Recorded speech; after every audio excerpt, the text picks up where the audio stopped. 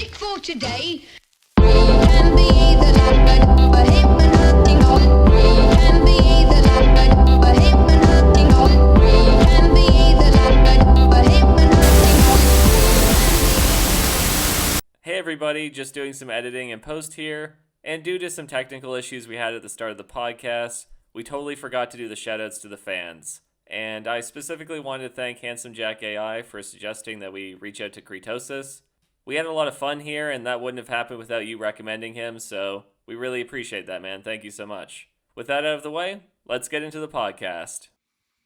Welcome to the Middle Seats Podcast. Why the middle seats? Because they're the best seats in the house. We are your hosts, Generation Offended, Toller Talks, and Lumar. How's it going, guys? Yeah, I'm here. Pretty good. Nice. All right, so today we have Creetosis on to talk about the Fallout show. Yes, we are still mad about it. So, Creetosis, I know you don't like the Fallout show, but I'm curious, which aspect of the Fallout show is the most insulting to you? Oh, that's genuinely a hard question because there's Yeah. so much about it where it just feels like they're pissing on New Vegas. Houses turned into a caricature and ruined. You have Lucy killing the Ghoul Kings, who we never get an explanation for that. It's just a scene where she's killing them off. It's supposed to be a fun scene. And we have Caesar being turned into a cartoon villain who wants to end his own life's work for no reason. Amazing how they can completely ruin a dead character. Yeah, yeah. I mean, you touched on a lot of those big issues that I've had with the show. Actually, I did some digging, and I heard I think it's Big Dan or something, a YouTuber who talks a lot about video games, especially Bethesda. He went into it deep, and he had a theory that the show is a deliberate stab at New Vegas and Fallout 1 and 2. So, because we all know that Bethesda owns the rights to the Fallout games, however, Black Isle Studios and Obsidian have had their cracks at it. They built a lot of the lore almost all the lore on the West Coast, for example. So this is Bethesda's way to rewrite the canon and take it over for themselves. Because, we've all been wondering why the show is canon. It doesn't really make any sense when it comes to the writing of the show or the games because they step on each other. But that's like a deliberate choice by Todd Howard to reclaim the West Coast for Bethesda and create the lore for themselves. What do you guys think of that, though? Well, Sounds about right. I mean, I'm the one of us here that actually really likes the show in the first season, and then the first couple episodes of the second season, just for personal reasons. I didn't think objectively it was like a creative, good show. It didn't follow the lore. There's a bunch of issues that they did creatively I didn't agree with, but I had personal ties to it. My girlfriend really, really liked the show. That got her into the game, so it held a special place in my heart. I could 100% see Todd Howard do something as petty as trying to rewrite history per se. Fuck that guy.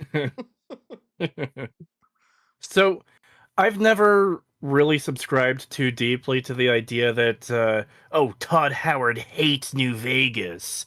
It just seemed like a bit much to me for a long time. And after seeing this season, I actually find it really hard to deny that might actually be the case. Because I don't know how you come into the West Coast and... Like, you would think accidentally they would get some stuff right here and there. But it's everything they touch that just gets completely screwed over. And, oh god, I had it on the tip of my tongue. Where was I going with that? Right. This is something I've been feeling for a while to a degree, where they're changing the base aesthetic of Fallout completely. We don't have the Fallout 1 style vaults anymore. It's all the Fallout 4 style vaults. And you really see it this season with the weapons. It's the Fallout 4 Gauss rifle. It's the Fallout 4 Power Fist. T60 power armor is now the most common power armor. And even stuff like getting Lucy cleaned up from drugs. It's not Fixer from New Vegas that she sent to go get in New Vegas. It's a Dick Doll from Fallout 4. And I Yeah, just feel yeah. like they're replacing everything that was in the original games, and even the stuff that was in 3 in New Vegas with their own new stuff as far as visual designs go and stuff like that. Yeah, well, like, you can see that as well with the Fallout 4 theme music playing over top of the NCR Rangers shooting the thing, right? Like we Well, talked about it's that in the podcast, but that's actually like that's a way to rewrite the brain, right? Like like, oh, the Fallout Yeah. 4 music. Hey, it's not the I NCR anymore. It's I do wonder if they're trying to make that the main theme of Fallout, like that's just the musical theme of Fallout going forward. But they do use it exclusively with the NCR in this show, and we even got that in season 1 when Lucy's in the vault and she pulls up the NCR flag. That music plays. This season, they open the crate of weapons to give her some before they leave the camp. The music plays. Um, the NCR Power Ranger armor is showed off to Maximus, and that music plays. Yep. Yeah. I don't know, I'm really Well, fond of the of the men and women lamenting whenever the ghoul shows up for more than 2.5 seconds. That's my favorite. When he shows up, they're like every fucking time he is on screen. It's like, sweet But Jesus. dude, I was It's watching. I rewatched. Sorry, Creetosis. Go ahead. Sorry, my bad. oh no, I was just going to say very quickly. It's funny how um I suppose it's supposed to be like a typical like Western thing. It's like, oh, look at this badass cowboy character, but then we have him like crippled, stung by rad scorpions, and impaled through the chest, and it's still playing. It's like, I'm sorry, this doesn't work here. What are you doing? I mean, Oh, I He could know. pick up a spoon and that would be in the background. Dude, Yeah. he literally walks up a staircase, like he grabs the bottle off the bar, walks up the staircase like all depressed. He's not even like being cool, and it's like, like it's like really like in the background. It's like playing. but I don't know how many westerns you guys have seen, but I'm not my American. I'm a Southern American, so I've seen my fair share, and I don't recall, hearing Clint Eastwood go, "You feeling lucky, punk?" So I don't know where the fuck they came up with that idea for a western. I think they wanted their own Wonder Woman. That's what, every time we talked about that, every time I heard that, all I could think of was Zack Snyder and Wonder Woman. It's so fucking bad, yeah. Oh, well, going back to the Fallout 4 theme, I mean, you're totally right with like the items and stuff. That's definitely really obvious. And it's like that upbeat nature of Fallout 4 that the other Fallouts don't have as much. Bethesda's Yeah. like really leaning into this, like, yeah, okie dokie, everything's bright and colorful again. Like, we're all having fun. Like, fuck off. Like, fucking Fallout has never been, or sorry, at least 1, 2, I'd say even 3, and New Vegas were not upbeat. And like, when talking about the theme of the songs, like, listen to the New Vegas theme and then listen to the Fallout 4 theme. They're completely different in tone. Mm-hmm. Like New Yeah. Vegas is a lot more like dun dun, and then Fallout 4 is more like it's like a rise in tune. You know what I mean? It's very uplifting. It's upbeat. Like everything's bright and colorful when you enter onto the main screen page of Fallout 4, for example. And Fallout New Vegas is at night, and it's much more menacing and dark. But yeah, my point being that the theme and the tone of the story is completely changed at this point. Yeah, and that's go ahead. Well, did we even get Mr. New Vegas at all on the show? I don't recall that. Nope. No, Yeah. no, Mr. New Vegas.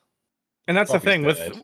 with all the music spam that you get in this show, which they go way overboard with that. But it would be cool if they had stylized it at least once with, "Hey, this is Mr. New Vegas wishing you whatever his lines are," and then the song starts playing to be like, yeah, this still exists within the world. Yeah, yeah, for sure. Lumar, did he say he's dead? Well, the whole strip is dead, isn't it? Yeah. It's- Yeah. Well, So- actually, Yeah, fun fact about Mr. New Vegas is that he's actually a robot. He's not. Yeah, he's an AI. Yeah, he's Ah, not fair person. enough. He's Wayne Newton. Sorry. Okay, he's just Wayne Newton. Yeah. That's it. He is Wayne Newton. Yeah. But Lumar's right. They do just kill everybody on the strip, which is just another spit in the face. Like all the families are gone. We didn't get an explanation for that. Sorry. Nope. Like the best- we can assume a bomb was dropped because the fucking Kings are Well, actually- ghoulified. Go ahead. It's very weird because no one in Freeside is ghoulified, and there's death claws on the strip. And the best we get is the barkeeper tells the ghoul, "Oh yeah, the death claws came up from Quarry Junction," and AI host tells him, "Oh yeah, the Enclave did that," and that's all the explanation we get. And Hey, but at least they mentioned Quarry Junction, right? Oh my god, I've been there in the game. Oh my I god. just had flashbacks of being gangbanged by 6 death claws when you said that. Thanks. But the Freeside stuff's a bit weird as well because obviously, like you say, they're fine. Freeside's fine. It's just carrying on. But all of the kings are apparently dead or ghoulified, which man, yeah. sounds a bit weird because that's their kind of place they police. yeah, So why the fuck are they just outside of the Vegas area in general, just ghoulified? It's a bit fucking weird. it's very Yeah. weird, and it's also really disappointing that all the storytelling potential you had in New Vegas, like literally pick any ending you want, and you could go off in a direction with that and tell a really interesting story, like what happens in the world, what happens if Caesar's Legion wins, what happens if they lose, and explore like them continuing to wage war on the NCR and how that affects them, or their collapse after Caesar dies, they lose the battle, and so on and so forth. Same for the NCR. How do they continue to expand? What happens when they lose? How do they keep their nation going after losing the Battle of Hoover Dam to House? Or alternatively, the Legion. Are they able to rally their forces against the Legion and fight back after losing to them? There's so many interesting directions you can take it. And all that got cut off and thrown in the dumpster for the sake of, by the way, the Enclave are bigger and badder and stronger than ever. Somehow And the they also Enclave have returned. plans. Somehow the Enclave returned, literally, yes. And somehow, like, they have plans now that are completely incompatible with their plans from the previous games had they succeeded. Oh, yeah. Oh, we The- went into the that whole- ad nauseum for an hour and a half last podcast episode. That was my biggest point of contention with me, right? Because I said at the very beginning of this that I was a fan of the show in season 1 and for a portion of season 2. But my biggest point of contention was that they have left China out of this show completely. I don't mind. Yeah. I don't mind creative liberties being taken. I don't mind like you pushing something a little left, pushing something a little right to make it interesting for the audience. Especially with Fallout, there's no way you can honor 100% of the source material. There's way too much. But they left China completely out of the Great War, the pre-war, and everything. And it wasn't a creative choice. It was one made out of fear. And they instead replaced China with the Enclave, which I thought was fucked up. Doesn't make any sense within the context of the lore of the story. Like, how did the Enclave get caught off guard by the fucking nukes if they fucking started it? Like, if that was their fucking grand plan. If Right their there on grand the plan was wiki. like, we're gonna blow up the world. Yeah, no, I'm glad I screenshot it. I was so glad I screenshotted that wiki page before the episode, the final Did you episode actually aired, because did you screenshot it, not copy paste it? I know I did end up screenshotting Okay, it. good. Yeah, I did the same thing. did. Yeah. Yeah, and oh man, like the fact that they changed it immediately, of course, to being like make it even more vague and stupid. But yeah, the Enclave starting it just makes no sense because why would it take so long for them to come back? You know, like the Enclave should have been prepared to reconquer the wasteland like immediately. So why would they let the tribes form and civilization start to return before they start moving in? Like the Brotherhood, for example, are a problem for them. Not a great Yeah. plan. Not a great plan. Yeah. You've also got this whole problem though of oh yeah, the Enclave outsmarted Mr. House, the smartest character arguably in the game so far. And they're a couple steps ahead of him all the way.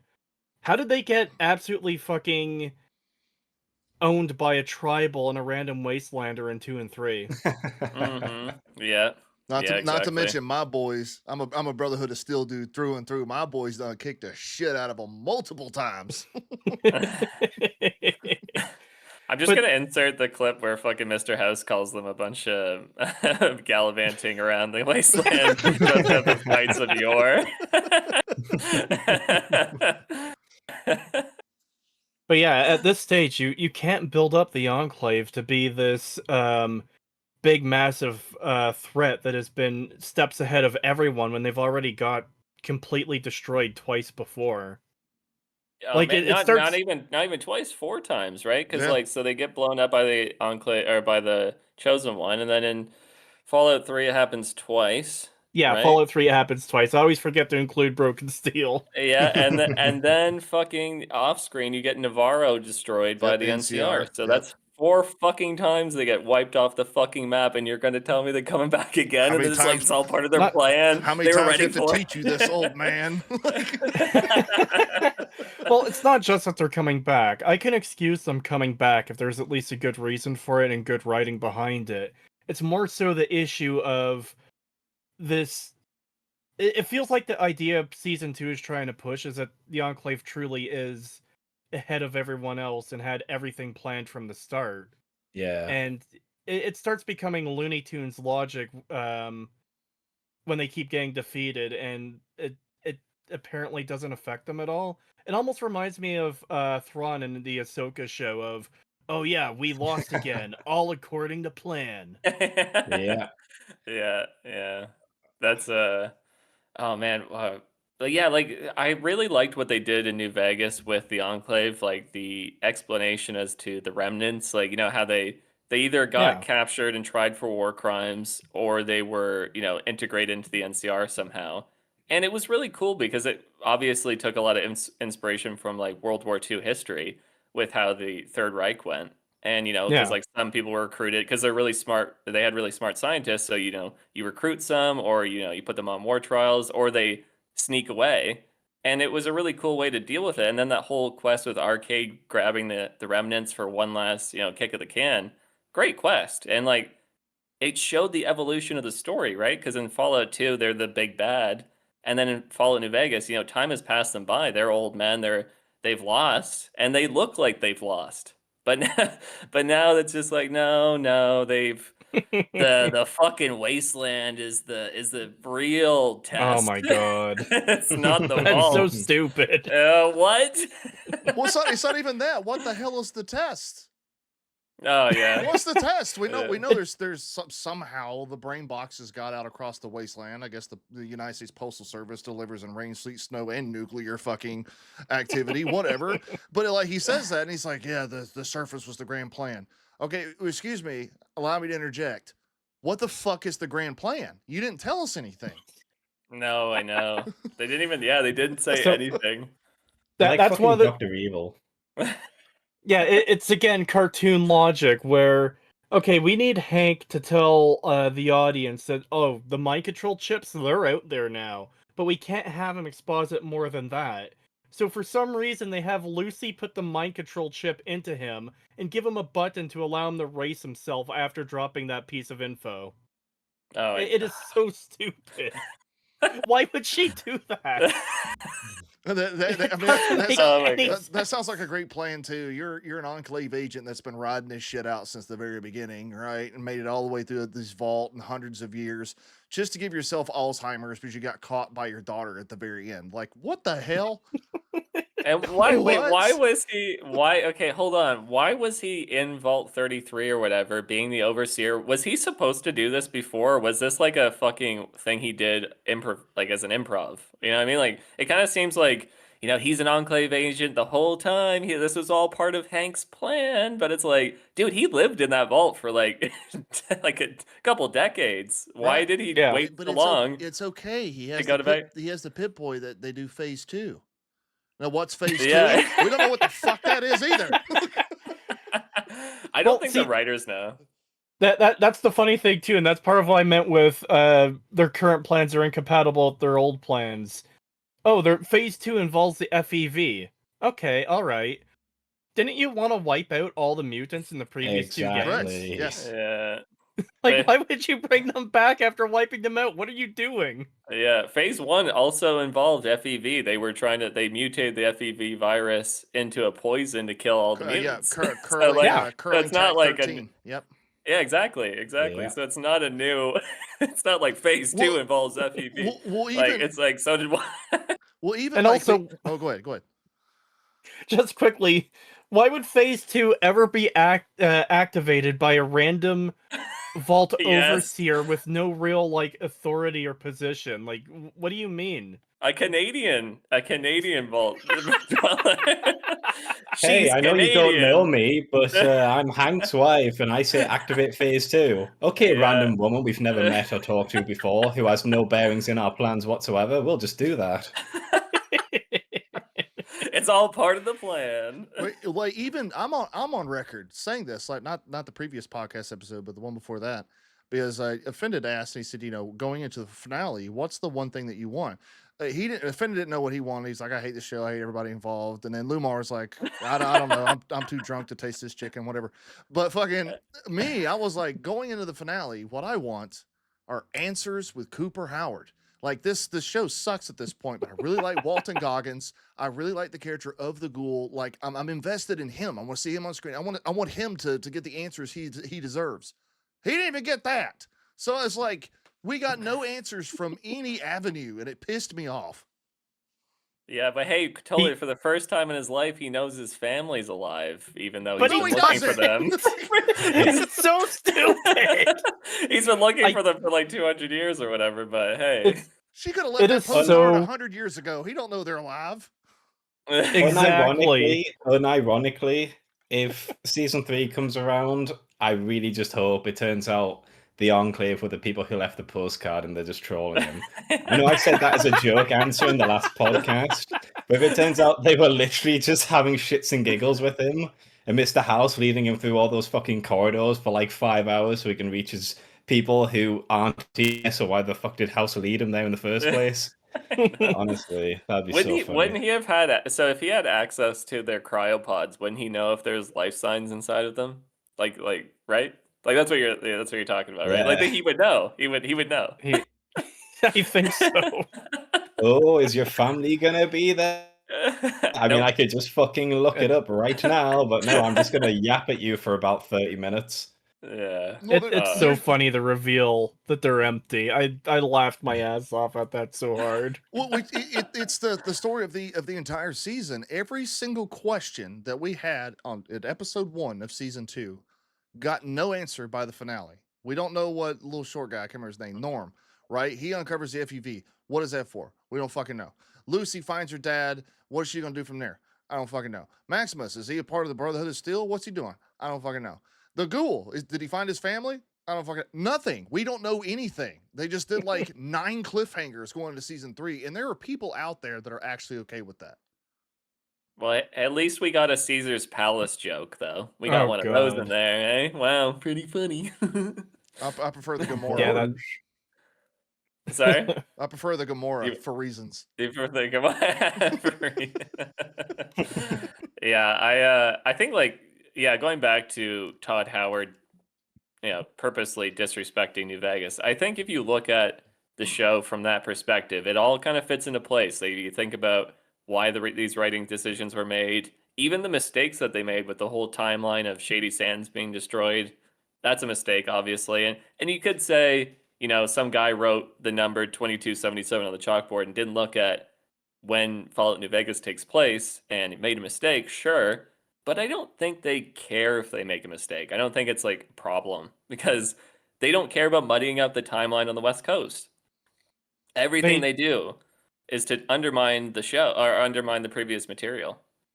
Yeah, they seem to have very little care for previously established lore, and this goes like way back with them. There's the infamous tweet where someone is calling out Fallout 4 for having a jet in a vault, like as part of the inventory pre-war. And there's another thing he called out. The and, X01 power armor. It wasn't that. He did call out another thing though. I forget what it was. Oh, the kid in the fridge. How did the ghoul kid survive in a fridge for 200 years without food and water? And Pete Hines said something to the effect of, not interested in discussing realism in a setting with talking ghouls and mutants. And that kind of shows the dismissive attitude towards like basic consistency towards the series. And it just seems that's the default standard. He also said at one point in another interview that they're going to let their writers do what they want to do. We're not going to be beholden to something someone wrote 20 years ago. He didn't have to say that. We could Oh, tell. wow. We could Wow. tell. Dude, I mean, like, it's kind of like, with the whole Rachel Zegler thing. Like, we all know Hollywood actresses and I was about to say, actors why think is Rachel they- Zegler catching strays? Hold on, here? hold on. I have a point. Okay, I can talk about her. I miss her, and I want to talk about her. So with Rachel Zegler, and she got in a lot of trouble with like everything she was saying. With she was on the Marvel, whatever that Captain Marvel movie thing for DC, and they asked her, "Why did you do the movie? Are you a big fan of DC and all that?" She's like, "No, I needed the money." And it's like, yeah, you don't say the quiet part out loud. We all know that's how you guys think. We know you don't care about the source material, but you don't say it because that's disrespectful and fans don't like that. And I think the same thing with the Fallout creators. It's like, I mean, sorry, not the show, because they do a lot of effort to lie about what their intentions. You watch any interview with not Christopher Nolan, his brother. Jonathan Nolan. Jonathan Nolan and the other Graham Wagner and the other chick.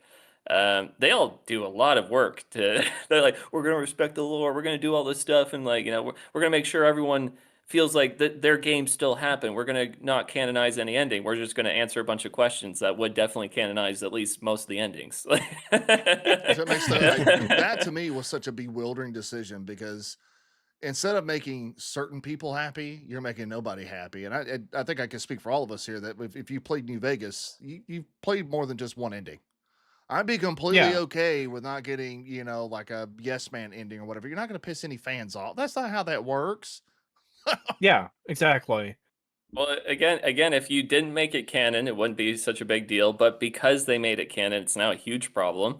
And they made it canon so that they could purposely fuck New Vegas. Like, it doesn't make any sense outside that context. Like, why would you do that? It doesn't help the writers, doesn't help the game creators.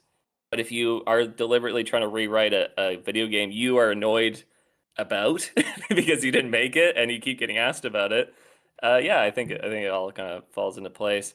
I mean, like even let me reiterate here while you're on this conversation. The people that are listening is there are still people out there that believe that this show is set in an alternate universe. It is not. I know. It is part of the mainline games, which means Fallout 1, 2, 3, 4 in New Vegas.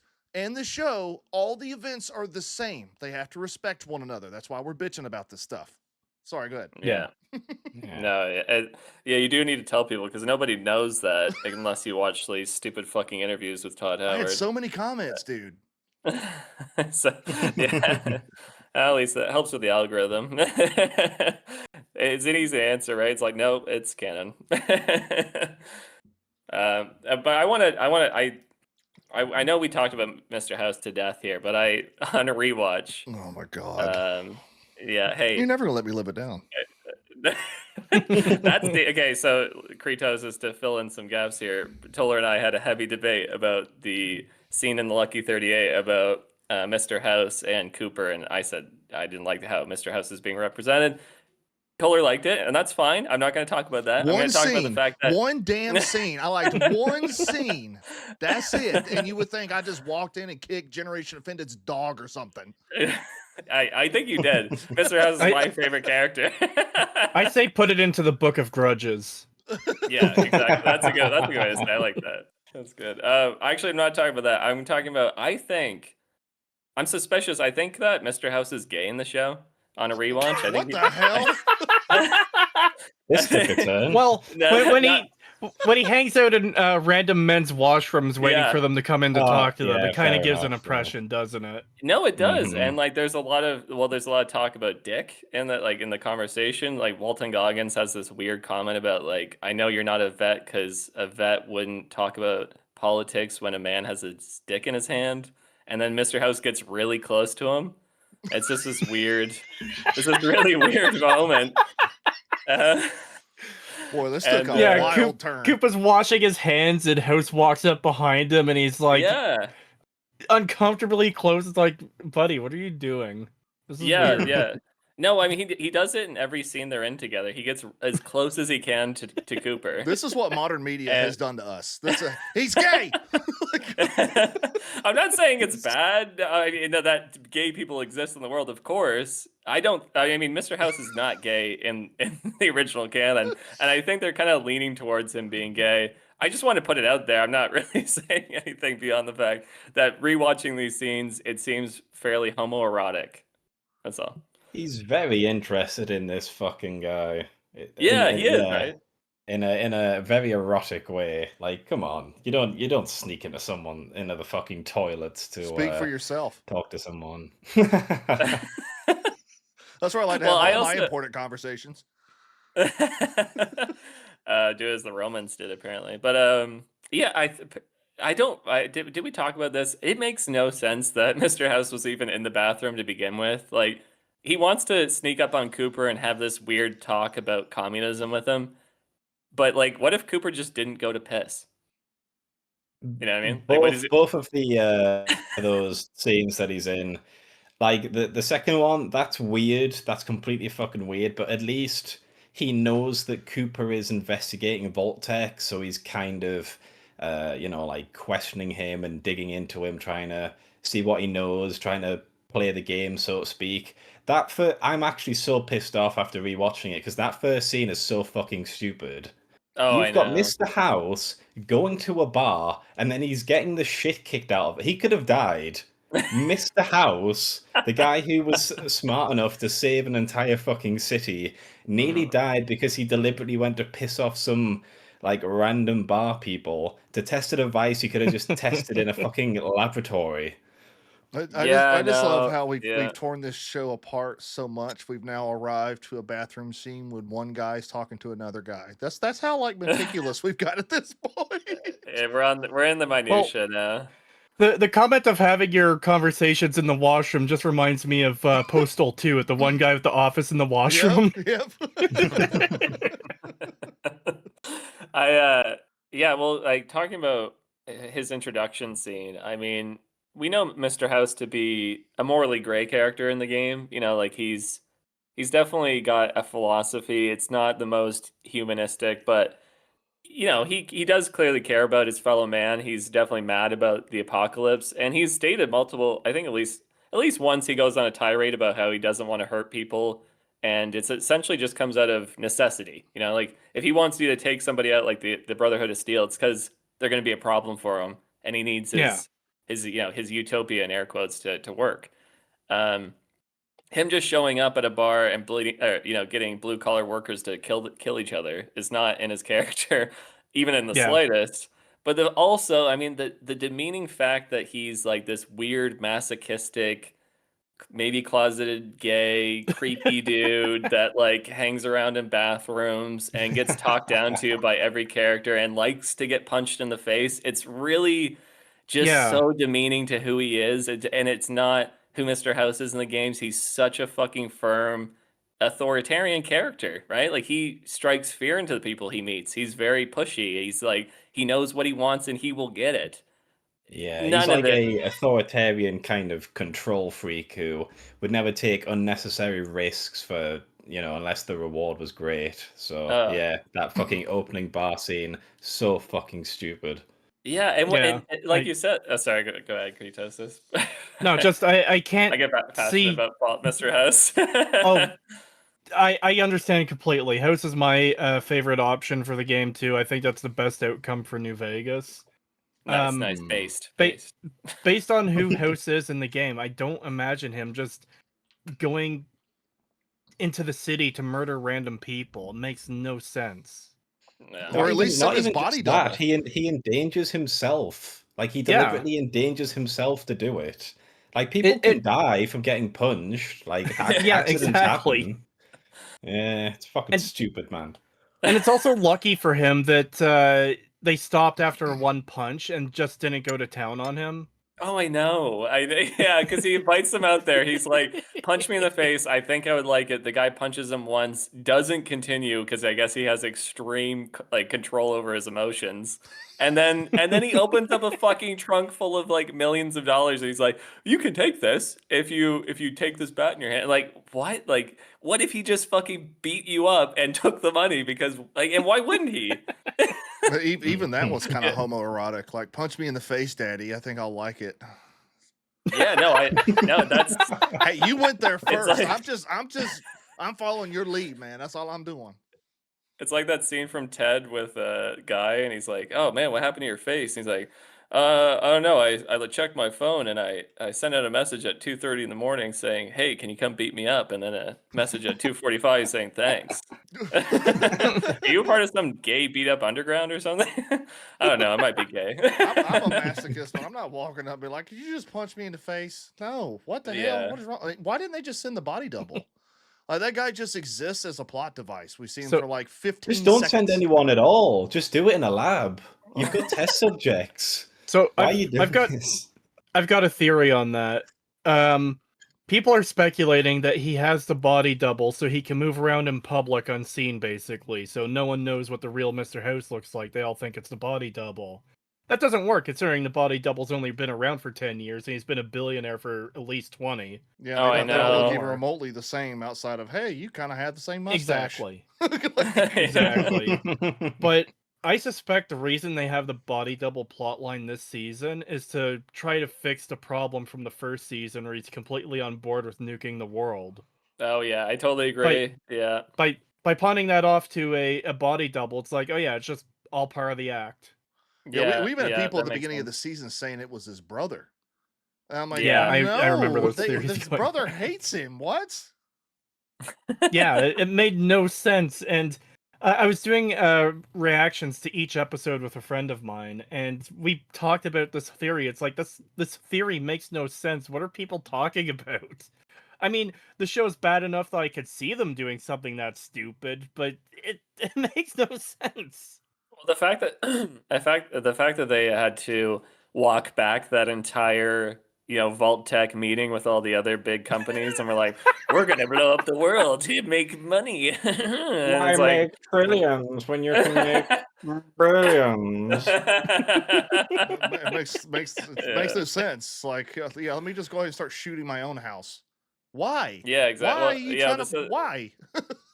exactly. So they had to walk it back and be like, "Oh, it was the Enclave the whole time." Still doesn't make any sense, man. What the fuck are you talking about? The Enclave were at the peak of like human civilization. They owned the American government. They had defeated China. There's no reason to blow up the world when you're at who would do that? Why would you do that? And they got You Mr. part of like Krabs. some They got Mr. Krabs too. yeah, and he's gonna come back. He's gonna be alive too. Nobody except Johnny Two Feathers has died in the apocalypse. It's the new Order 66. Everyone survived that shit. Oh Yeah. yes, yeah. No, they didn't. Like 2 people No, I mean- survived that. No, every fucking dude, every character from the flashbacks, literally every character now, except I can't remember his name. It's not Johnny Two Feathers. It's Charlie White Knife. Right, that's a Norm Macdonald bit. Johnny Two Feathers is the only one that dies that we know is not around anymore. Every They other all character, survived Actually- and they all know each other. yeah, I was gonna say, we don't actually know he's dead. He might show up as a ghoul or an unfrozen person in season 3. I would not be surprised. My not be favorite surprised at all. part about the retconning of the whole like season 1 and season 2, and we won't get too far into it because I have friends apparently in low places that like to respond to things that I say. But there was one particular villain we had in season 1. Her name was Barb. And we're like, oh shit, like she's behind a lot of this. She's the one doing all the corporate planning. She's the one that's behind blowing up the world. And she's like, she's number 1. Like it's going to be her fault. And then magically in season 2, she's absolved of all of these things. And I can't figure out as to why. Very convenient. Very I convenient writing there. Just saying, there's Well, I actually saw someone point out as well that all the Legion are white. Every member of the Legion's white. You notice that? It's kind of like Avatar, where all the colonizers are white people. They're missing a whole Oh, bro, I made a personal mission of mine. When I Subtle saw the messaging. third Avatar film, I was trying to. Yeah. I was playing Spot the Black Dude in the military. I found one. I found one black dude and one Asian dude. Everybody else. Dude, I am gonna call High CHD. Okay, we need to get him on the podcast to talk about this. The most Definitely an racist interesting game of Fallout Where's rant. Waldo to play. Yeah.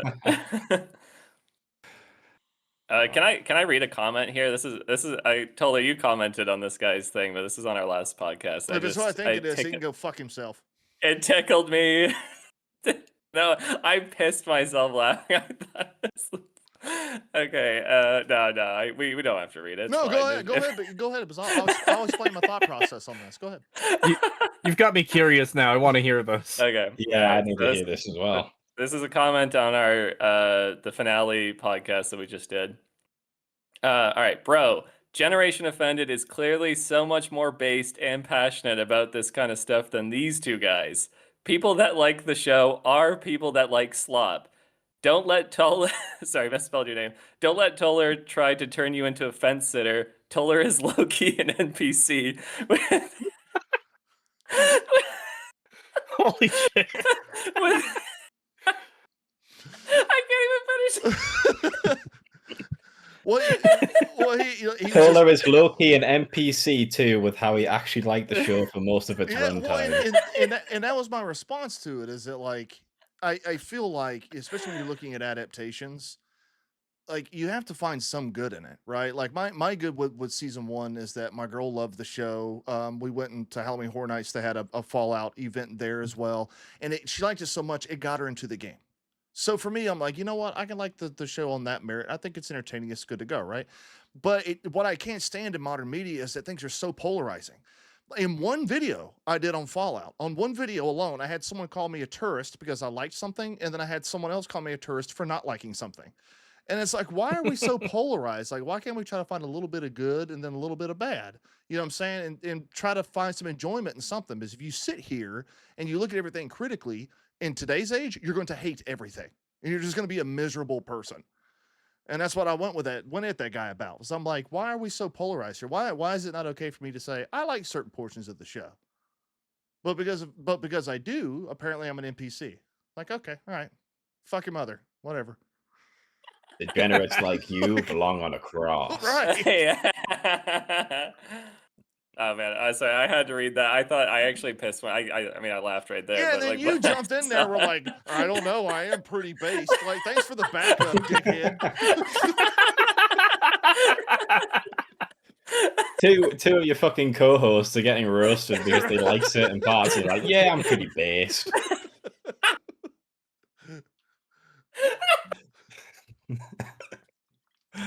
But Oh my god. Catch your breath. Yeah. Sorry. You're so funny. to anyone watching this one, there is a hell of a lot more bad with this series than good. All right, Yeah, so yeah. we're not fucking NPCs. Thank you, Rookie4775, for your comment. Thank you. Fucking dickhole. I do understand trying to find the good in things. I find it very difficult with this series personally. Like, I do genuinely struggle to find anything good in this show that's actually in the show itself, not the effect it has. If it gets more people to play and genuinely appreciate New Vegas, or 1 and 2, absolutely that's a good thing. But as for the writing in the show, it is hard finding something that I think is good, to the point where there's I know the two things I liked in isolation of the show. Norm getting to the surface for the first time and seeing the wasteland, and his reaction is, it's beautiful. I liked that moment because this is a character living underground all his life, seeing, like I said, the surface for the first time. That's a really nice little reaction for him to have. But that's also in isolation. Everything like surrounding it, I thought was, poor writing. His story feels unfinished this season. I don't mean unfinished in the sense of, oh yeah, it's obviously going to continue next season. I mean, for a season-long story arc, it feels unfinished. It feels like a prologue, if anything. I just can't. Every time he's on screen, I'm like, well, why is this guy so small? He is 5'1". It is creepy to look at. I'm like, what is he? Is he like? So- Is he adult? What is he like? Someone on my Discord server made an edit from a season 1 screen cap that makes him even smaller, and it's really funny. I want to try and find it. Yeah, send it. I'll edit it in. I'll bringing it back to the fan culture around Fallout that's developed. Because even though I didn't defend you there, Toller, I obviously agree with you Noted. and Noted. Toller I'm talks. waiting Remember for that. that. I'm It's waiting a for that Telltale one game. comment where that person comes in. It's like, I don't like this offended guy. But like, yeah, fuck that guy. I don't even know why I talk to him. He sucks. I just agreed with that. I am based. I didn't say anything else. I'm red pilled and based. Yeah. So going back to the fan thing. Yeah, I think there is a lot of weird toxicity around the whole situation with who can like what games and if you can like the show or not. Obviously, I'm a fan of Fallout New Vegas, and I respect that game more than any other. I don't hate people that like Fallout 3 and 4. I mean, obviously, they have their merits. People who like the show, I question your opinion heavily in media, but I'm not gonna hate anybody that likes it. So yeah, I think there's this weird war going on though, where like if you like the old stuff, you're evil to the new people, the new fans, and if you like the new stuff, then the old fans hate you. And you can see in the comments section quite a bit, as Toller said. Like I get the same thing, and we get this with the podcast as well. It's like you get this really weird back and forth where you're hated for both ways of thinking, and it seems like anyone in the middle just gets totally ripped apart. So it's unfortunate where it's gone as a fandom. Yeah, I've had full on conversations. I played. I'm a Game Pass guy. I play on PC, so I played Fallout 1, 2. I played Tactics 3, 4, New Vegas. Played it all, and just uttering the words "I like Fallout 4" apparently is like breaking one of the cardinal rules in the Bible or something. So I typically follow it up with because I'm a dirty builder. I like building settlements. That's fun. Yeah. Yeah, for me personally, like I don't care what people like. You like what you like. You almost can't help it with a lot of things. I don't decide that I like Fallout. I like Fallout because I just do, you know? Mhm. So when people say they like Fallout 3, they like Fallout 4, even they like Fallout 76 as a show, it's like, okay, but you do you, fine. My problem usually comes in when people are like, no, this is actually good writing, though, you don't understand. Yeah. And then they start trying to justify it or make excuses for it. They're just like bad argumentation. Well- You mentioned the Shady Sands 2277 thing earlier. One thing that came up in this season is a ghoul saying Shady Sands. That was over 20 years ago. And no joke, I saw someone defend that Shady Sands was still destroyed after New Vegas by saying, well, it's part of general social, I think, etiquette or something. That, people tend to round up. So if I see The fuck? someone say like something Round happened up. 15 years ago, I might round it up to 20 years ago. It's like that makes no sense. It's a stupid argument. Bro, I'm 35. I'm not calling myself 40. Absolutely not. Exactly. Yeah, that's that whole Shady Sands thing's way all over the place because, like you said, that guy says 20 years ago. Todd Howard said it happened soon after the events of Fallout New Vegas. Season 1 says it's 2277, and then the Fallout wiki page, I checked it out. It says that the fall of Shady Sands, I think that's the page name. It says it starts in 2277, but doesn't culminate until the bomb dropped in an unspecified date, but it's like the fall of Shady Sands took place over like a decade or two, but culminated in a nuclear bomb striking it. It's like Well- I think the fall of Shady Sands began the nanosecond the bomb went off, and then the preceding time after that, not whatever events led up to that moment. Well, that's Yeah, oh, go ahead.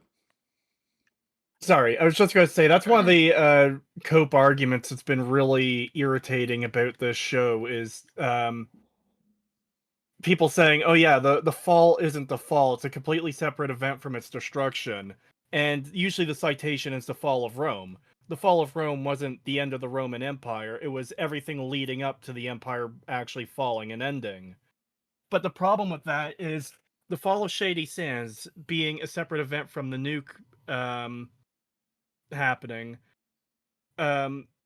Shady Sands' decline has nothing to do with its destruction. It's destroyed because a guy got fucking cucked by a 200-year-old lesbian and sent a bomb to the city to destroy it. It Yeah, has nothing to exactly. do with the political like Issues of the Shady decline. Sands. Yeah, Yeah. totally. Yeah, that was my point too. Yeah, and it doesn't even make sense because the NCR was thriving up in like 2277 was a great great year to be an NCR citizen, and Yeah. all the time leading up to like in New Vegas, the NCR is at its height. They're doing really well. So, like, what are they talking about? Like, Well, where is this argument coming from? Well, and we see that too, because I know you guys, all three of you guys, kind of prefer a little bit more long form content. So I know your research and your writing period is a lot longer than mine. But for a standard 8.5 minute video for me, especially when I'm comparing an adaptation to the lore that it's coming from, could take anywhere from 10 to 12 hours to prep, right? And so the things that I was seeing in my own videos is that I will go and pull specific missions, specific text, specific proof from the Wikipedia, from characters, right? And it's in the video. It's in it. And then I'll have somebody come in there and go, no, that's not what happened. Motherfucker, it's Yeah. right there. Like, what? Well, the game never said that. Yes, they did. Yeah, I can't tell you the number of times I've gotten comments from people who are just outright denying reality on like certain things that you're bringing up as arguments. Yeah, well, I got one recently on my Stranger Things video because of my thumbnails, like how to destroy your own legacy or whatever, and someone's like, their legacy isn't destroyed. What are you talking about? And I'm like, like the Duffer Brothers have definitely fucked their reputation. Yeah. What are you talking about? Like, And I'm not. There's no You intelligent might argument like. for it at all. Like, Yeah, I'm have- like you. Go ahead. Yeah, sorry, go ahead. No, Totally. you're good. No, You're good. no. I'm getting fired up. Sorry. Yeah, no, but I mean the disconnect between like I'm not saying you can't like this thing, but there is an objective fact that there's a problem with it. You know what I mean? And I've laid out the argument. Like you got to come up with something to counter it. You can't just say I'm wrong. Yeah, that's So exactly that's what one guy did to me. He came in and said, 4 words? You're wrong. Fuck you. I'm like, what the what? Hello? Yeah, I got into a bit of beef on Twitter because I was pointing out how in the final fight scene between Maximus and the Deathclaws, as I mentioned, all of the Deathclaws, they just go in a queue and they just wait one by one so he can fight them one by one instead of just instantly killing him. And someone was like, oh, that they're all struggling to get through the gap, and it's that some of them were eating and all that shit. And I'm like, here's the picture where you see some of them just stood in the background doing nothing. Here's the picture where you see 5 of them rushing towards the door to get him. And here's the picture where, yes, they have to duck down a little bit, but they could get through that door in about 5 seconds. And they were just like, oh, well, other bits of media have fight scene problems. Okay, so they're shit fight scenes as well. What's your argument? Yeah, what about Islam? It's okay. It's okay because other fight scenes are shit, so that means this is allowed to be like this from fucking Bethesda and Amazon. Fuck off. Yeah. I love how the ghoul to Maximus is like, okay, we gotta be fast because these things are quick. And then you actually see them in action and they're as slow as sloths. Oh, It's man, yeah. insane like how pathetic they are in this season. Like legitimately the rad roaches have a higher kill count than Oh, I was Deathclaws about to do. say that. I was about to say that. Yeah, I sent literally. the image, by the way. Yeah, I saved it. That's good. I like it. I was trying not to laugh when Limmer was talking. Such a ridiculous scene anyway, that Rad Roach scene. You mean to tell me the one person that survived just happened to be Norm's love interest? Really? Really? It plays off like a cartoon. All the Vault Tech people run into the break room, and all the roaches follow them perfectly in, and the door gets closed behind them, so no one can get out. Hey, look, real quick though. I talked about the scene. I talked about it last time on the podcast. You can't criticize this scene because this scene is the most Fallout that we've ever gotten. It is the best adaptation of a Fallout scene we've ever gotten. Because apparently Norm had all 10 points in luck, and they walked right by him and got everyone else. Oh, Dude, man, it's yeah. insane how none of them go for him. And like you say, the love Yeah. interest survived. Are you kidding me? Yeah, he's got 10 luck points, man. That's all I'm saying. Yeah. Well, going back to the whole Deathclaw thing, like, how did they? First of all, how did they take over the strip? You know, like clearly these things are not difficult to kill. You can kill them with hunting rifles. You can kill them with small arms and grenades. You know, bottle rockets. So how did the fucking the Freeside people of Freeside are just living beside the Deathclaws Oh, like it's so day-to-day stupid. life? And I know I've referenced this multiple times, but I just can't get over the fact so that we see that Lucy and the ghoul immediately escape the Deathclaws. Like it's like instant. They do not have a single problem. And then they Yeah. leave and they're like, "Oh, we got to get around these things now. We can't though." And like one of them's like, or I think Lucy's like, "Can we just sneak by them?" And he's like, "No." It's like you just did it. You just did it. The second he's just snuck out, totally fine. Neither one of you's injured. Like Jesus Christ, they didn't do a single amount of damage to anyone in the show at all. Like they're like the most menacing creature yet do nothing. The apex Yeah, they- predator of the Fallout universe, and they accomplish fucking nothing at all. It's actually Yeah. terrible. we don't even get to see them kill a single person. Like it is wild how like the Deathclaws were built up so much for the season. They were in the first trailer. Mhm. We saw leaks about them prior to that even. The And for a flashback long scene. until we literally saw multiple Deathclaws on the strip in the episode, I thought it was just one. I thought this was going to be the big boss battle for the end of the season. And if there was just one there, it'd be like, okay, if it's trapped in an area, it shouldn't be trapped on the strip, by the way. It should be able to fucking get over Yeah. the wall and the gate into Freeside and start killing people there, but let's ignore that. If you have it trapped in an area and it's just one big menacing Deathclaw and you actually handle it properly, that would make for a good like season finale fight. And then we don't get that. We get Maximus cutting through them like butter with the knives on his power armor suit. We have him blowing them up with rockets on his power armor suit for some reason. Yeah, They- well, they it's just- it's they're so they so can sell pathetic. fucking skins on fucking Fallout 76 or whatever, for $30. Like Well, that's why they're doing it. Not to mention the first time we see a Deathclaw, it's racist. It exclusively kills all the Asian people and leaves the white guys alone. So it's a racist Deathclaw. I thought that scene was ridiculous. And when the episode was going down, I even said that in my review, and there was people in there justifying. I said, "Looks like they're being controlled." People are like, "No, he's not controlled. He thought Cooper was dead. He couldn't see him. They were blind." No, they were actually being controlled. So like it's so weird looking at this stuff in hindsight. It's just like how people are adamantly defending things that they have no idea about. Yeah. Well, I mean, how did okay? This is kind of like off on the side there, but you brought up like the demon in the snow Yeah, as racist. fucking Mr. House called it. The And racist demon in the snow. So Mr. House reveals that he was with Cooper in the in Alaska. He's looking through the camera or something on his power armor. not Which weird. camera? Where was that? The one, well, but based on your prior argument, probably the one in the crotch region. Yeah. I mean, there is no camera on the fucking power armor suit. Like, which one? Like, what are you talking about? What lens was he looking through? There's the visor. Can he look through the visor, and is that recorded? Is that like the kind of technology Fallout has now? Because like they use fucking old silver screen shit. They don't have the kind of cameras you would think of, right? Like the cameras are huge. Yeah. Like they're massive. Like if you look at a camera in Fallout New Vegas or any Fallout game, they're big and clunky.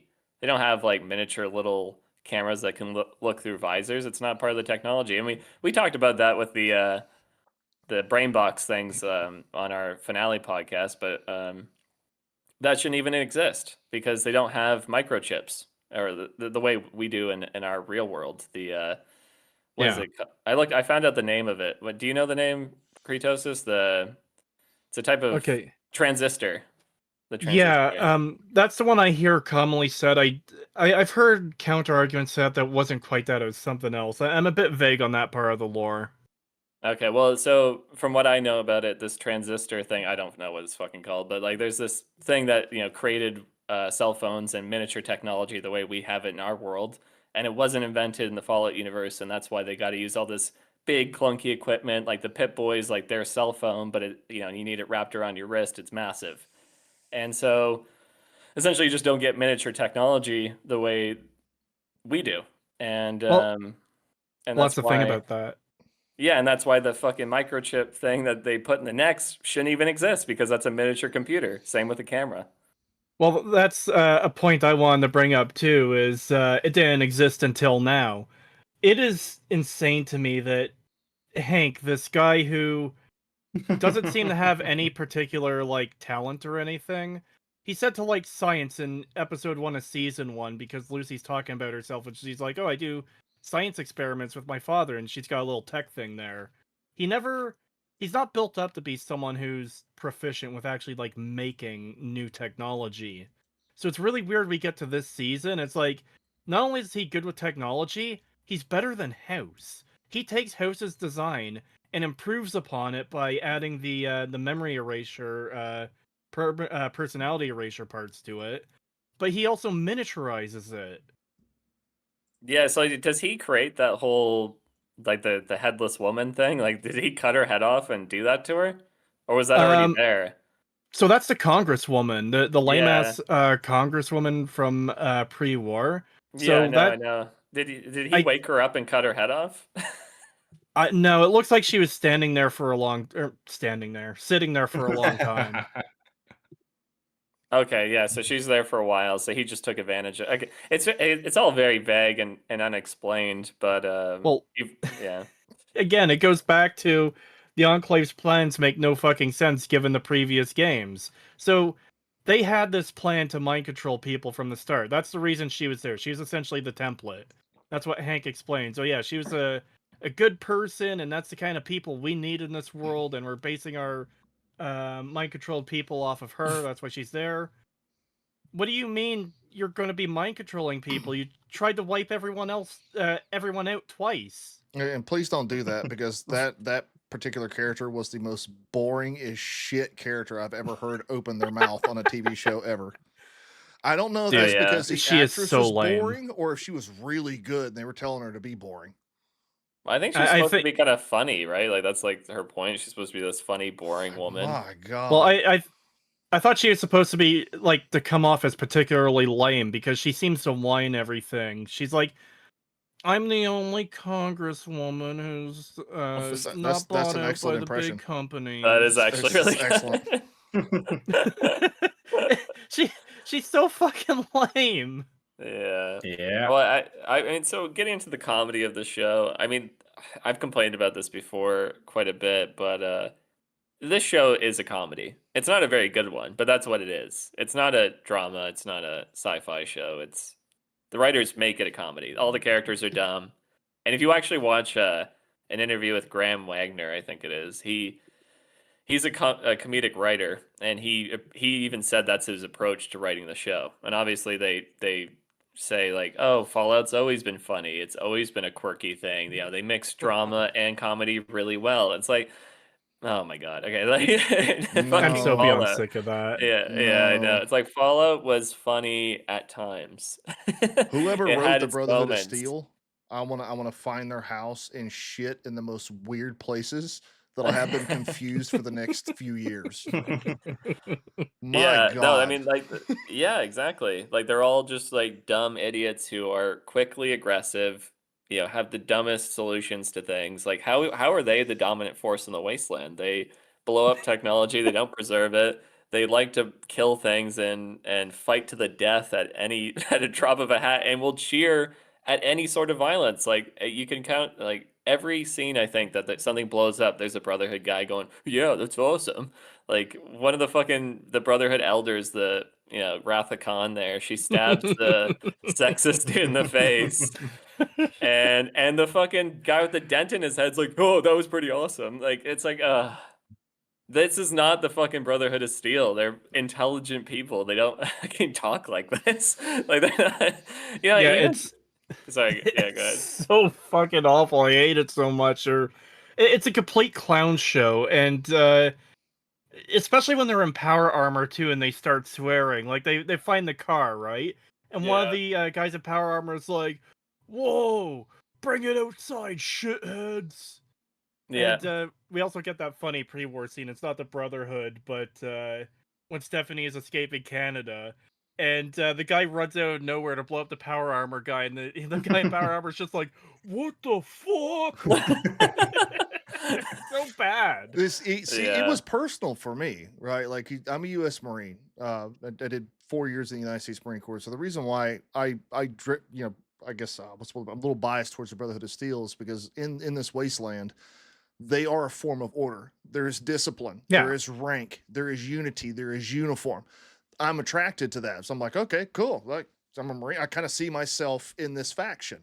And then when I see them in the show, I'm like, what in the hell is going on here? Like, I don't see any of what I loved in the game about them in the show at all. The only one that I liked was, I think it was Harkness was his name, the Indian guy, really buff Indian guy. Yeah. He dies, but he's espousing a lot of the Brotherhood of Steel ideals and discipline. But then they kill him in like 15 minutes. I'm like, what the hell? Yeah, I thought he was Yeah. going to be a bigger part of the show. I will say that's actually the other moment of the show I did like, though. And again, it's completely in isolation where Maximus is genuinely presented with a hard choice for once. It's not just him being stupid. It's like, okay, killing this guy is going to start a civil war, but I also can't have him murder these children. So ignore all the stupidity surrounding that moment leading up to that moment. I do like that choice that he's given. And it's almost kind of a choice that you could imagine being in a Fallout game, if it was done well. But again, that's Well, purely in see, isolation. I and disagree here. The Civil War happened regardless. Yeah, that is The true. other three leaders didn't know that Harkness had died. It happened either way. Yeah, And yeah, and that Oh, is man. true. no longer. Well, the fact That that does happen unifier. because he has Dane's. Go ahead. Sorry. Uh, That does happen because Maximus has Dane steal the cold fusion, which, by the way, no guards. Where are they oh, doing? yeah. Well, how Might as about well the just fact put that up a they're big sign that says "Take this if you want it." yeah. Well, how about the fact that the fucking Brotherhood elders are meeting in the cafeteria in plain view of everyone? They're like, "Let's plan a coup, guys. Wouldn't that be fun?" Yeah, like, hey, we want to betray the. Hey, you know the guy who owns this base and all these soldiers work for? I want to betray him. I'm Yeah. gonna talk about full volume in front of everybody. Who cares, man? And You guys are not focusing on the big issue, okay? We're getting Liberty Prime, okay? That's what's important. it's Liberty Prime Giga Chad, like the ultimate Prime That's 2.0. what I was laughing at. I was like, I'm no longer Quintus the Unifier. I am Quintus the Destroyer. No, you're Quintus That the was fucking retarded. I That's think what you that's are. one of the most cringe fucking things I've ever seen. Yeah, it is pretty cringy. It's really funny for him to be like, I am Quintus the Uniter, when, like, buddy, you were planning a civil war. What do you Right. mean? Yeah. Like, you yeah, dumbass, like- exactly. It's like a fucking Power Golly. Rangers That's episode. why we don't put It's scribes like, in charge. it's actually like just before a fucking Power Ranger scene where like the bad guy's about to like go big and destroy the city. He's like, For the I'm Megazord. Quintus. I'm Quintus the Destroyer. And it's like, come on, Power Rangers, we're gonna get in Prime now. Like, gonna get the big guy. And they put so that at dumb. the end of the episode, like that's supposed to be something that everybody goes, "Oh my god!" I was sitting there slapping my forehead, going, "Really? This is what we're doing?" Oh man, yeah. I mean, I tapped out again. I didn't even see the fucking post credits That's scene. You twice. stick around. That's twice. You did it with Sinners, and you did it with this. Oh, I know. So, fuck, don't even get me started on Sinners. I went back and watched that fucking stupid post credit scene. Everyone's like, this is like what made the movie so great, so deep. It's No, like, I wouldn't fuck go that off, that far. movie sucks. Oh, well, we're not gonna get into Sinners debate. We're gonna talk about Fallout. I do think Hey, it's man. really, really funny that, like, so much emphasis is put on this Brotherhood Civil War, and then Maximus leaves and we don't hear about them again until that post-credit scene. Yeah. Yeah, the last thing we see is them blowing each other up, and then we see the post credit scene. I was like, "Oh, you guys are still alive. Okay, cool." You have like you have like 4 or 5 Pridwins just blowing the fucking shit out of each other, and then it cuts to a few days later, and it's like, well, we're all just sat in this building, it's taken us a little while to finish this. It's like that should be over so quickly with the amount of fucking armaments that they've got, and Yeah. Oh, yeah. like I don't know, it's it's bullshit that they've got 5 fucking I don't know what else to call it, Pridwins anyways. That's fine. I know that the East Coast one is called the Pridwin. I don't know what to call this airship, but they've just copy and pasted 5 of them into the West Coast for some reason. And yeah, I don't know, it's everything's just fucking boring in this show.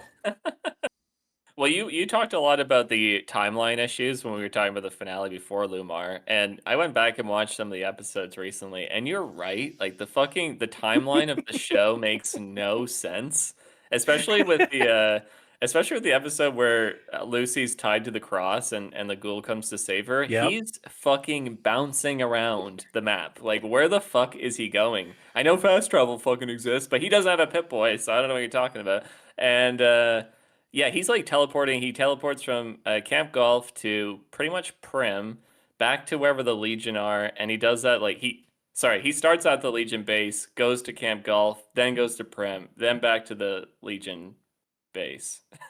And like we don't know how long this is all taken. It seems to be one day, but Lucy's like deteriorating really fast. Her lips are all chapped and stuff from dehydration. I don't I mean, like, it just, like, seems like more time's passing. They're not really paying attention to how long things are taking, but yeah, it doesn't make any sense. It's really funny because it looks like midday for every one of those shots. It's not like, oh yeah, Yeah. this is morning or this is evening. There's no like proper passage of time. And I don't know if you talked about this on your previous podcasts or not, but it's worse with the Legion, where he blows them up at the end of that episode and they start having their little civil war. And then Oh, we yeah. cut to episode 8, and Macaulay Culkin is dragging Caesar's body. He reads the Yeah. note, crowns himself Caesar, and they march on Vegas. It's like, wait, were they just in stasis for the past Oh, 5 yeah. Oh, yeah, episodes? we brought that up. Yeah. Well, yeah, we did talk about that, but also we also talked about how long did it take them to have that standoff, right? Like when did Caesar die, and how long have they been in this weird situation where they're like sharing half a camp, and they're like, we're gonna fucking kill those people if they come over this small mound of dirt. I'll tell you, like nobody's gonna get that dead body. I swear to God. Yeah, like, this fuck shit's off. like the Looney Tunes anyway. Just go over to the opposing camp and go, "Oh, guys, look over there. There's the NCR." And then when they look, just take the body. It's I already Looney know, Tunes man, enough. dude. Fuck it. They all get fucking uppity about the NCR. Like Macaulay Culkin's camp is ready to go to war with the NCR again. What are you doing? Like you're in a Mexican standoff for this fucking piece of paper. You're gonna go to war with someone else? Like you're gonna leave after how long? Like Caesar's body has desiccated into a fucking skeleton at this point. You've been here at least 2 months. So, and the fact that, like this is so frustrating, but like the fact that we see the entire camp from the ghoul's perspective, he literally gives us the layout, right? Like he looks over the camp. You can see where they are on the left. You can see where they are on the right. You can see the fucking mounded dirt in the middle. And then you see a giant fucking hill on the behind the camp, and he's on one. Why has nobody grabbed the fucking hills and shot down at the other side? Like every person is in a sniper's perspective, and each leader is out in the open. It's the Legion. If the They're ghoul- stupid. They suck. Yeah, if the Yep. ghoul was a fucking Legion sniper, all he would have to do is kill the opposing leader and it'd be over. But God, this gives me a fucking headache. It really is Looney Tunes stuff. I can imagine just putting Bugs Bunny in that scene and having him dig under the fucking body to the other side. Oh yeah. Well, getting back to the factions, so Creetosis, what you said that you're Mr. House fan, so I'm guessing Mr. House was probably the most offensive part to you. But I mean, do you have any compliments to give the show and how it represents factions, or are you even excited for like season 3 per se on like what they could bring out with who knows, the Enclave, I guess? The only thing I'm excited for season 3 is making videos on it and making money on those videos. Content This farming. show is segue. fucking... Yeah, this show is awful. I hate how they handle pretty much everything. Like I said, I already mentioned the 2 moments I kind of liked, and even those had a bunch of caveats to them. I think what they've done with the factions here is disgraceful. dumb them down pretty much as far as you can. There's no nuance, there's no depth to them. The Legion are obviously an antagonistic faction in the games. They're not good people in general. But they still have none of the depth they had in the game as in the show, where it's like they're literally just cartoon villains. That's the way they're introduced and presented, with nothing more to it than that. The NCR, I don't even know what we're supposed to take from the NCR, because the way the show treats it, it feels like you're just expected to know the situation the NCR is in without them actually giving that information. And this is an argument I've been making since season 1, and I'm going to continue making it because season 2 doesn't help at all. Where the fuck is the NCR in California? They're not in the heart of their territory where Shady Sands was anymore.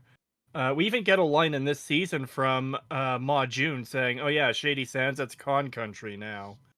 But I don't know if the NCR still exists as a faction or not in California. There's a lot of people coping that, oh yeah, they totally still exist, we just haven't seen them yet. The show is doing nothing to even imply that they still exist as a faction. I think you're supposed to expect. I think they're expecting you to both believe that they're destroyed and still thriving. Like, you know, what I mean, It they want to keep it in limbo in the background so they can do whatever they want with it, just in case they want to spawn in a fucking NCR regiment into the middle of Vegas for some reason, even though their own fucking capital's been taken over. Like, you know, well, they need the fluidity of stupidity and shit to keep moving. If you stop to question it and think about it, it's all going to fall apart. So let's stop the questions, please. We're going to get back to the teleporting army. Or they're just going to Basically, wait yeah. for users to go back to Reddit and start making their own theories, and then the writer's going to go, "Hey, we like that one," and then use it. They've done that before. yeah. Yeah. So it's actually a bit of a complex problem with the NCR too, because just the way everything is presented in the information we have. So we're told that oh yeah, there's this regiment of NCR troops out to the east. What, you mean towards Caesar's Legion territory? What? How are they surviving out there 20 years cut off? Or 10 Oh years yeah. cut off, however long it is. But the Oh, other that. thing too, and this is like one of the really big things for me for like I guess evidence that the NCR isn't around anymore. Lucy and the Ghoul travel from Los Angeles to the Mojave, so you can. I think it's the I-88 they take that the Mojave outpost goes through. Yeah, Um, that's it. Yeah, you're right. so they would have had to have crossed a lot of actual proper NCR territory to even get to Nevada in the first place, to get to New Vegas. They encountered no NCR during that time because the Ghoul, it's so weird. It's just shit writing. The Ghoul goes to get help from the NCR to rescue Lucy from the Legion, and he finds, oh, Camp Golf is abandoned. Huh, I wasn't expecting that. That's weird. He gets told, oh yeah, there's some holdouts up in the hills. He goes to them, and they say, yeah, we've been cut off for 10 years. We haven't had reinforcements since the fall of Shady Sands, I think she said. I Yeah, don't remember the exact dialogue. And then the Ghoul is like scoffing at them that the NCR is basically gone. He doesn't say that, but what he does say is, in my experience, if something is dead, it deserves to die. What oh else my could he? god. What else could he be referring to but the NCR there? It's Yeah, I like, mean, whenever someone sees the NCR, they're always surprised by them. Like the Ghoul and yeah, Lucy at that little encampment, they're surprised to find 3 NCR troopers. And I mean, yeah, the NCR stretched from Shady Sands, and they've managed to make their way all the way to New Vegas. And based on how Lucy and the Ghoul treat them, they haven't seen a single NCR trooper in all of that distance. yeah, Yeah, but it's just weird. it's also further weird that he would seek help from a faction he apparently thinks is dead. Yeah, that's true. Yeah. Also, that fucking that sorry that you reminded me of that stupid fucking quote where he's like, "In my experience, if something's dead, it deserved to die." Uh, I mean that was a core defense of the Nuremberg trial. No. Yeah. That's the fucking dumbest logic I've ever heard. He's like, probably witnessed 1,000 horrors. I mean, the apocalypse happened. I guess, is he so nihilistic that he thinks humanity deserved to die? Like, did all those the apocalypse he tried to stop, did everyone deserve to die too? Like, I mean, it just doesn't even make sense within his own character to say that, but it doesn't make sense in any case because innocent people die all the time. Yeah. Hey, if you died in an unfortunate car accident due to no fault of your own, you deserved it. Oh, yeah, exactly. Anytime the news, imagine hanging out with that guy, eh? Like the news comes up, it's like, oh no, you see that tragic tsunami that hit the coast of Japan or whatever? Yeah, they deserve to die. If they're dead, they deserved it. That's how it works. Yeah. It's such a stupid line. Yeah, I mean, does he think he's so moralistic that he's not deserving of death? He's like a fucking psychotic murderer. He fucking eats people all the time. Ass jerky. Yeah. Yeah, no, the innocent child is the millions of innocent children that died during the apocalypse. They deserved it, but the ghoul cannibal that kills his best friends totally didn't deserve it. That infamous picture of the vulture staring at the starving African child, that African child deserved it. Demonetized.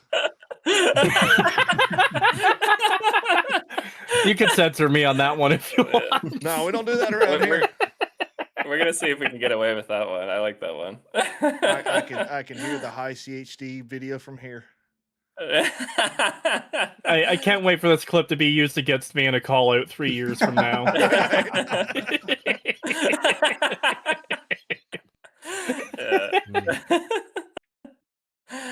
Oh man, yeah. I think this show. I don't know if this is. I think the nail in the coffin for Fallout came a lot sooner, in my opinion. Like I think I know. Totally, I know you like Fallout 4. I was kind of losing interest in Fallout around that time. I played Fallout 4 a lot, but I think in hindsight, I think it's not a good Fallout game. This show has forever destroyed Fallout for me. I don't think I could go back. I'm never gonna play another Fallout game, like any new ones that they come out with. I'm not gonna like acknowledge it as headcanon or whatever. It's not my Fallout anymore. It's Bethesda's cheap key jangling version that's all upbeat and shitty. And so yeah, I think it's kind of dead. It's very equivalent to the sequel trilogy, and I know we've made comparisons to that before with Star Wars, where it's like the prequels did some damage, but this was God, like they're masterpieces in hindsight. Yeah, they're apocalyptic. The sequels are apocalyptic to the canon. So I can never pick up a new Bethesda game. I don't know how you guys feel about that though. I was just looking as you're bringing up like Fallout being dead, and the biggest counter to that is going to be, oh well, a lot of people are watching it. Funnily enough, I mean the show's been over for over a week now, and I would have figured that Amazon would have said something about the viewership, because the big excuse was, oh, well, it doesn't have good viewership because they didn't release it all at once. People can't binge it. Well, now they can. So what was the viewership like? We don't know yet.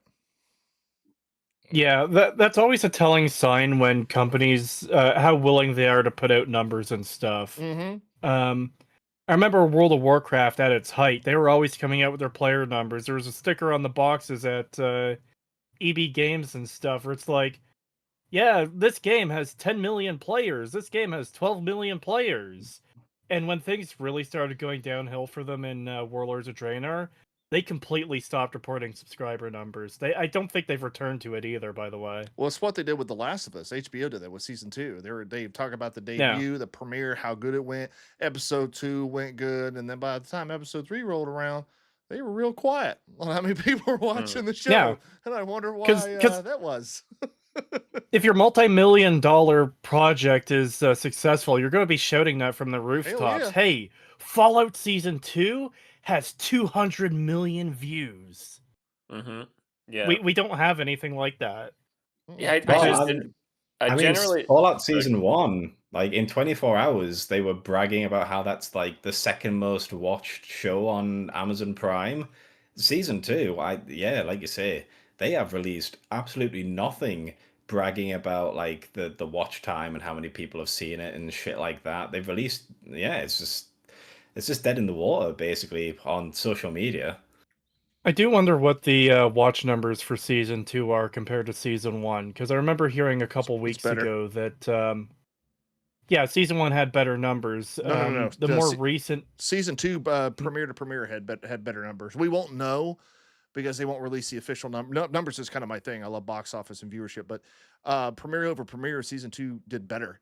But then they won't release the rest of it. so so that's the thing though. Is that actually the season 2 premiere? Because the thing I heard was about half the watch minutes was for season 1. I can check that real quick. Just go ahead and continue the conversation. I'll clarify that. All right. Um Yeah, I ha- don't know. It's weird. I think another thing that you have to consider is I think Fallout fans were quite hyped for the first season, and that kind of gave it the big push to be so watched. I think now that like the end of season one and everything that people knew from season two, I think people just kind of expected the downgrade in quality because of how badly it was going to butcher New Vegas. And yeah, it wouldn't have surprised me if people have just gone off it because yeah, that like the finale was a big massive pile of shit. So yeah, I don't know. It's I think they'll bring out a season three definitely, but yeah, if it's season gonna 3's already been confirmed. yeah, if it's going to keep going in this trajectory, I think they're going to be praying for a season four because yeah, it's not very respected by a lot of Fallout fans from what I can see. Yeah, I've seen a lot. Just answer your question from earlier. According to Deadline, IGN, and Forbes, so the season 2 premiere was worse than season 1. Roughly a 72% drop off in opening week, according to Nielsen. And a lot of both or Deadline, IGN, and Forbes are all saying it's because it was not released in a binge type format. But the question still remains: well, now it is in binge type format. What are the numbers? Yeah, it'll be very curious to see, because I do think that was the saving grace of season 1 largely too. Is that they released it all at once. 1 second. Yeah, well, we've seen this again going back to the sequel trilogy. Like we've seen this happen before, where there's a huge amount of people defending the new material and saying it's irrespectful to the old stuff. It's what it has enough references, all the bullshit that we've heard 1,000 times before. But once you piss off that core fan base that keeps this franchise alive, um, it doesn't last very long because the people who carry it on aren't as passionate as the people who made the franchise famous to begin with, right? Like, Yeah, how many Fallout fans are disgruntled like us? Who yeah, like, exactly. yeah. I think it's Something a to lot. something to keep in mind too. For every single one of us complaining, there's going to be several people who aren't as vocal. This is an completely anecdotal story, but another YouTuber I watch, he used to have his own comic store, and when the comics started going bad, for every I think it was for like every complaint he got personally, there was 10 people that unsubscribed from the comic lists. Um, and not to say that's going to be exact numbers for this or for anything else, but it's just to highlight that yeah, there's 4 of us here on the podcast right now talking about Fallout being shit. Mhm. How many people, um, dozens or hundreds or more, who are watching all these different videos from all these different creators talking about how bad it is, that they're not going out there and getting into arguments or talking about how bad it is, but still feel the same way. Yeah, that's a great point. Yeah, I mean, like, how many people are going to watch our reviews of the show? I mean, that's questionable at this point. I haven't put them out yet, but even if 30% agree, that's still like, you're gonna see thousands of people up in arms Yeah. about it. And like, I mean, of course, like, no one's no show's perfect. Like everyone has haters, but this is really bad. I Like mean, to even for anyone someone who like me, appreciates the source material. yeah, Yeah. for someone like me who I like season one, but my girl and I both like season one, and I have my reviews are literally right there on my YouTube channel. I've defended the first couple of episodes, but by the midpoint they lost even me, and that says something. Mhm. Yeah. Well, I think beyond like the lore issues, like because we're all talking about the canon and stuff mostly, but the show's just not good at all. There's so Yeah. many plot holes. The characters are boring. There's no real good comedy bits. That's really bad. Even the action I found to be pretty atrocious most of the time. Uh, Yeah, so the so even Securitron fight scene. yeah, like even if Fuck you're a casual me. fan, yeah, man, yeah, that was really brutal. I mean, like, so even if you're a casual fan of the show and you're just here, maybe you're not even a follow like player, right? Like Yeah. you're not even gonna know what's really going on. They don't explain the factions, who these people are, what their motivations are, what they're doing in the world, where anything is. Again, and all the other stuff, all the other problems. Like these things start to pile up.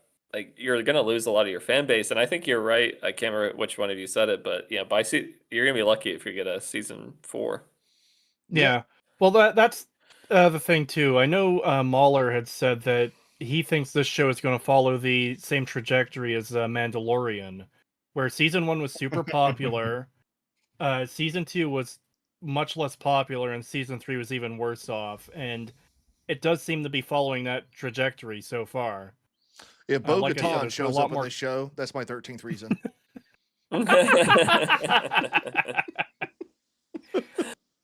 Yeah. Well, I mean, they haven't gone too hard into the girl bossing, but the communism politics are very heavy-handed. Don't even get me Yeah. started. Don't even get me started on China. Oh man, yeah, no, it is really I'll bad though, isn't go it? put on a wig. I'll paint myself orange. Like I'm telling you. Let me tell you, I am shocked that that they showed Chinese soldiers at all. That is genuinely Yeah. shocking. Hang on, no. If you I had this argument with someone on one of my videos. If you act like you didn't know the lore, if you just act like you didn't know the lore, like my girl, for instance, she doesn't know the lore, you would not have been able to tell that was Chinese. Fair. Their uniform looks Korean as well. Matter of fact, a lot of Asian people. It was the weirdest thing when I was in the Marine Corps and I went to Romania. I saw Asian people speaking Russian. It was the weirdest thing. I was like, that's not how you're supposed to sound. So there's even Asian people in Russia as well. So that red star in that uniform, unless you happen to know Mandarin Chinese in passing, you wouldn't know what country that was. Yeah, that's a fair point. Mhm. And that's another thing. You guys were just talking about how the show is vague on a lot of information. I do wonder what it's like for someone who's never played a Fallout game, who knows absolutely nothing about Fallout, to watch this show Well, ask and me a be question. thrown all these. Huh? Ask me a question. My girl and I have had extensive conversations. Ask me a question. I could probably give you an answer for her. Yeah, because I don't have any questions off the top of my Oh, head. okay. I was I just was saying. more so. I was more so leaning to if this show is all you've experienced of Fallout, like, what do you what is your takeaway supposed to be of like the Brotherhood or the Enclave? The Enclave barely gets mentioned. They're this big ominous threat, but it's like as a show viewer, Well, you don't know what they are. You have no context. Well, what does Lucy say about the Legion? Or she says about the Legion, the NCR. One's evil and one's vaguely problematic. That's the level of depth they get into this. my girl's biggest issue was she's not like a lore hound like I am. She'll listen to me talk and she'll agree or disagree, whatever the Yeah. hell.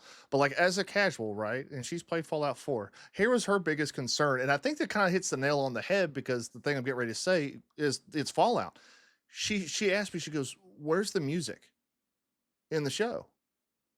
Because in the game, that's like a big focal point of the game is hearing all these old classic tracks and stuff like that. In the show, you have like what, 2, 3? And she's like, "Well, I mean, they where's play the it Fallout music?" every time there's a shootout. They like to play it, which is fucking a little You did Yeah, repetitive they- and Uranium annoying Fever, after a while. yeah, and they did, Yeah. Big Iron and all that. But it's like if you're playing the game, it's constantly happening. There's this constant revolving, of music happening at all times. And in the show, it's almost absent unless it's like some big major scene and it's like key jangling in front of you. That was her issue. She's like, "Where's the music at?" And I'm like, "Hey, you got a point." It's very repetitive. Like it's like, hey, there's an action scene. We're gonna slow motion kill your favorite faction with your song playing, and we're gonna smile while we do it. Yeah, I'm kind of on the opposite side of that. I thought there was way too much music in the season because they played like several songs per episode. There's even points where a scene ends playing a song, cuts to black, cuts into a new scene in a new area with a new song playing. Yeah, I I want thought more. I thought the music was playing a lot too. I mean, again, going back to the action scenes, it's very prominent. It's every Yeah, time. Every time there's a shootout.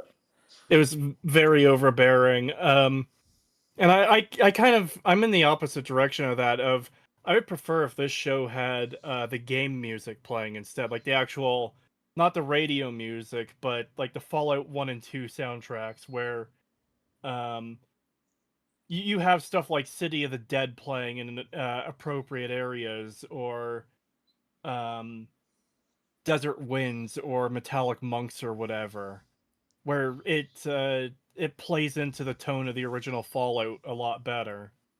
Yeah, well, they can't have that because that's not Bethesda. They want they want that Fallout 4 fucking theme playing every Yeah, time they- You something know what you're gonna happens. get though? You're gonna get men and women lamenting. You're gonna get that. I'm never gonna get over that. It's so annoying. It is very annoying and repetitive. I mean, this show is just annoying and repetitive. I think that's the fucking definition of it. It's just like, hey, you like a fuck you don't like this bit that we did? Well, we're gonna keep doing it. You don't like it. Do you like incest jokes? There's a lot of those in this show. Oh god. All Genuinely, right. what is wrong with them for constantly putting that in? Yeah. Trying to appeal to the step bro and stepmom like fetish out there, maybe. I don't know. Yeah. Well, I mean, obviously they live in vaults, so like you could kind of understand why that could become an issue. But one of the key points of season one was, we don't do that because we don't want an incest problem, so we'll marry someone from one of the other vaults that we have. But no, apparently, like everyone in Vault 33 actually did marry into each other instead of marrying from the other vaults, and there's a big, Yeah. massive incest problem or something. It's very weird. That's true. Yeah, that was a whole bit they did, and yeah, they totally dropped it for a fucking shitty joke, didn't they? Oh god, it's It's like all good to like do cousin stuff when you're young, but it's not a sustainable practice or whatever. Like that's literally one of the first introductory, one of the first big scenes from Lucy before she gets married. And then it's like, nope, season two, they're all kind of related to each other and they've got a big support group. Yay. Yeah. On that note, it's really weird for them to constantly, like, I shouldn't say constantly, but in season one, it's mentioned repeatedly that she did it when she was really young. It's like, It's just that's ick. really not good. Every time I hear cousin Yeah. stuff, I do like full body shivers. I'm like, this is just ick. Why Yeah. are we talking about this? well, that reminds you of home, doesn't it, Toller? Say what? So doesn't that remind you of home? No, it doesn't. I'm joking. Sorry, that was a bad Southern American joke. You're Canadian. You don't get to insult me. Shut up.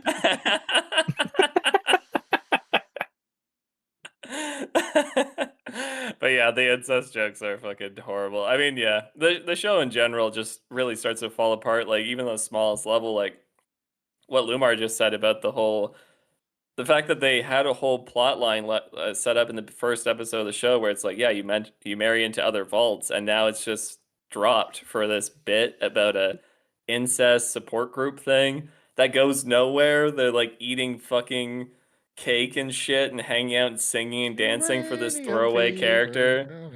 Yeah, and then you get that song and dance, and it's like, god damn it. That Jello cake looks fucking disgusting, by the way. Yeah. Yeah. I'm like, ugh. Yeah. And what happened to the Okay. whole? Did the water chip thing get fixed? I can't even remember now. I don't know. That was a whole Blind Al, we trust. That- Oh yeah, that- right. Yeah. That was the whole point of the support group is, they were drinking too much water and serving salty snacks during a water crisis, which don't know why the Vault Overseer couldn't put a stop to that, apparently. Yeah. But she did eventually stop it. She brought in security, and it didn't seem to actually be properly resolved. But then she gave the case to Stephanie, and that's what let her get 50% of their water, apparently. Oh yeah, I actually have just completely blanked that entire plot line out of my I fucking don't blame you at all. head. Yeah, Um, most of the vault stuff I just do not give a shit about. I only started caring once like the Steph stuff started going, so pretty much episodes 1 to 6, just I genuinely cannot tell you anything that happens in there. Yeah, the whole Steph being a super secret spy Canadian person. That's I said it in the last podcast episode. It's just a reason to keep us in check with what's happening in the vaults. If she Mhm. wasn't there, we wouldn't give Yeah. a fuck about any of that going down there. yeah, Mhm. I don't know why they wasted time on the vaults. It was so Yeah, stupid and Norm's pointless. out. He's doing his thing. He's got all those hapless management idiots. That's fine, cool. I thought that was the end of it, but then now they drag us back down there again. It's like, what in the hell? Yeah, no, he's gonna go back to the vault now, and he's gonna be like, "Hey, it's all an experiment, guys," and all these fucking retards are gonna be like, "Oh my god, what?" And then they're gonna start killing each other like they did in fucking Vault 32 or whatever. Bless his heart. He's so tiny. Somebody just flick him out of the way. We found out Yeah. I we were can't being get over used how in, short in he an is. experiment, so we killed ourselves. Sorry, I just imagine him getting kicked like Austin Powers kicks Mini-Me and he starts spinning through the air.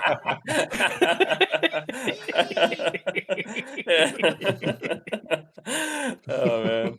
Well, how much time do we have left here, Toller?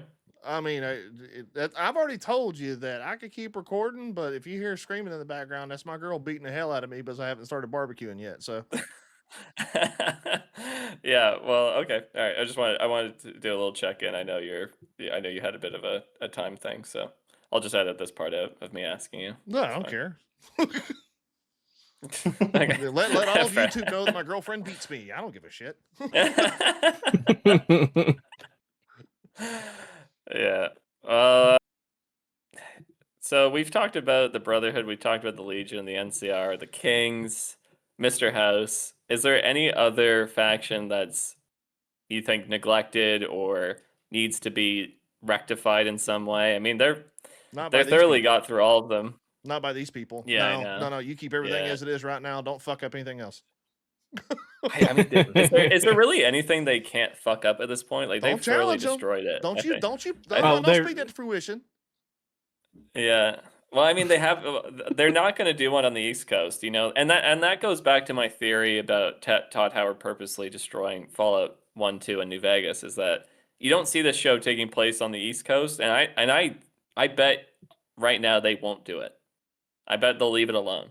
They're going to do next season in Colorado or whatever.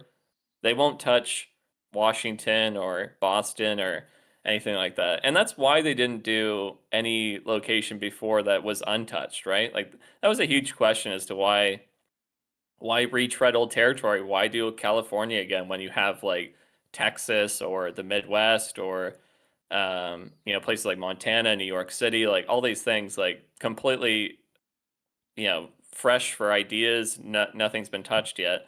And they decided to go back and fuck with the pre-established canon. Yeah, and that's something I was saying earlier. Is it does feel very intentional that they're coming into the West Coast and basically uprooting everything, changing everything, replacing all the designs with the Fallout 4 designs. And this goes to like the general building designs too. This is something I've complained about on my own streams. I hate the way Fallout 4 looks with all these multicolored, paneled, brightly colored buildings. And they brought the same design aesthetic to Fallout 76 as well. Yeah. I have a lot of criticism for Fallout 3.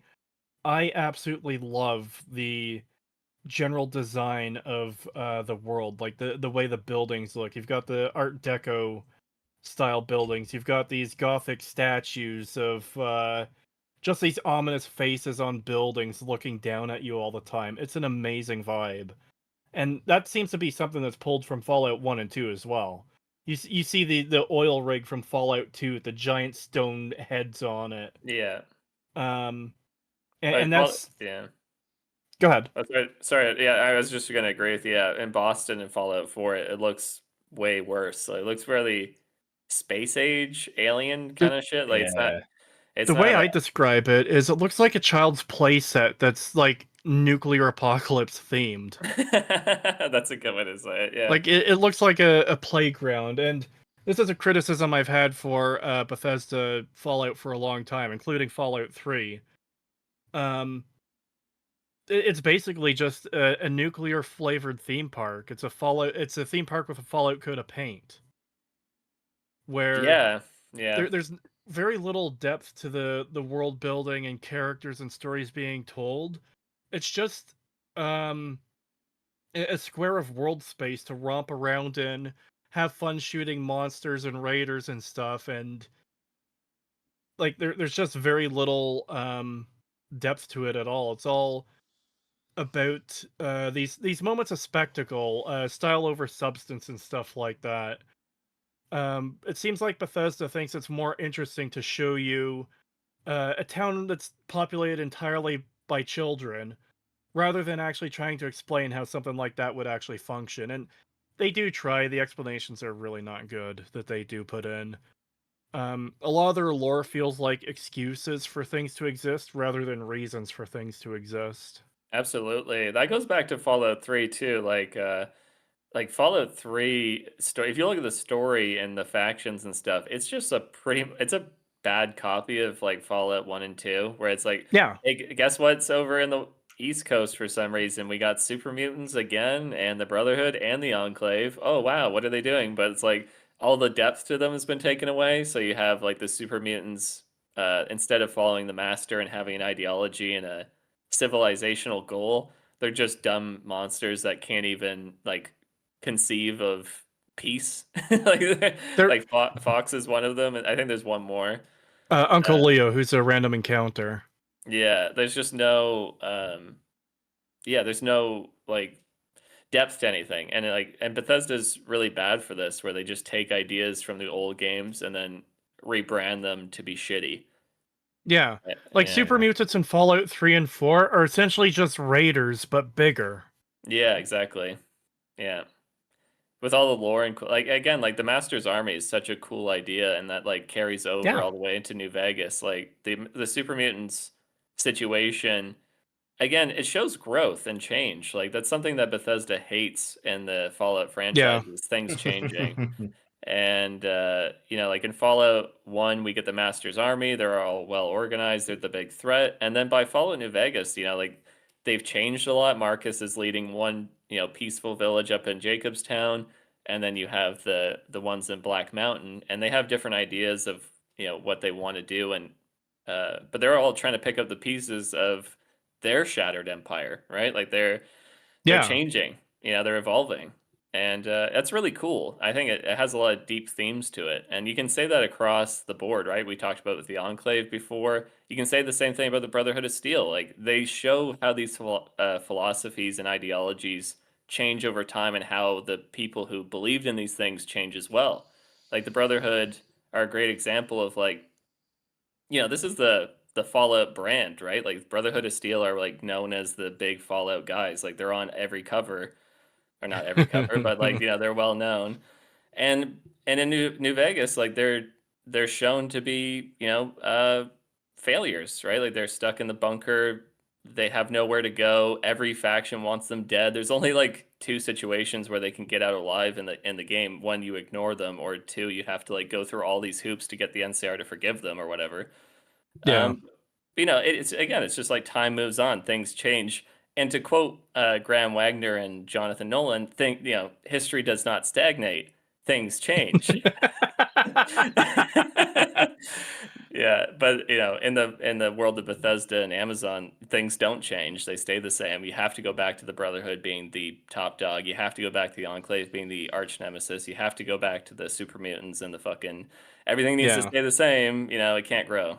Sorry for We my we need tangent, but we need our post-apocalypse flavored theme park, and it can't ever change. You can't show progress. And I do yeah, like that you brought up the Super Mutants there, because that's like the perfect comparison to what we were talking about earlier with the endings in New Vegas, where um we see the super mutants, as you say, trying to deal with what life is now. Like Fallout 2, Marcus is running a town full of super mutants, humans, and ghouls who are trying to get along, and there's a conflict there you have to deal with. And um, I think it's a really good story moment in Fallout 2. He has Jacobstown in New Vegas, where the Nightkin are, and they're dealing with their schizophrenia. You have Lily the companion, and you have the quests where they're trying to find like how do we deal with this? How do we resolve this problem for them, or at least try to make things tolerable for them?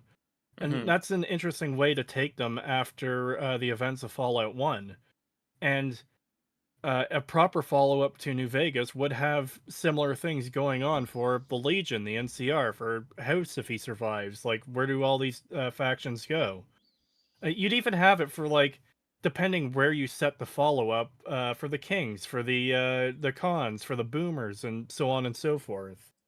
Yeah, now And everyone gets set back to square one again. That's what yeah, happens. everything Yeah. is destroyed, everything is shit, and everyone is retarded or dead. Yeah. That should be on the fucking box cover of the fucking show.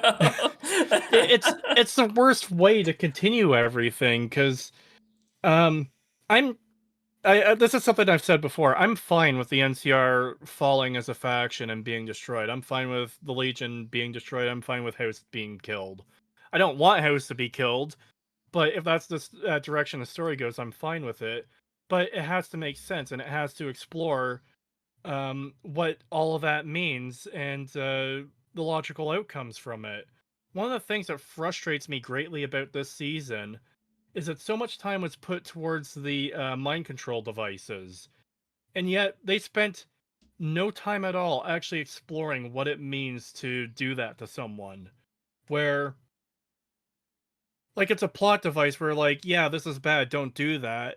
But there's never a conversation between any of the characters of, like, you realize what you're doing is among the most evil things you could ever do.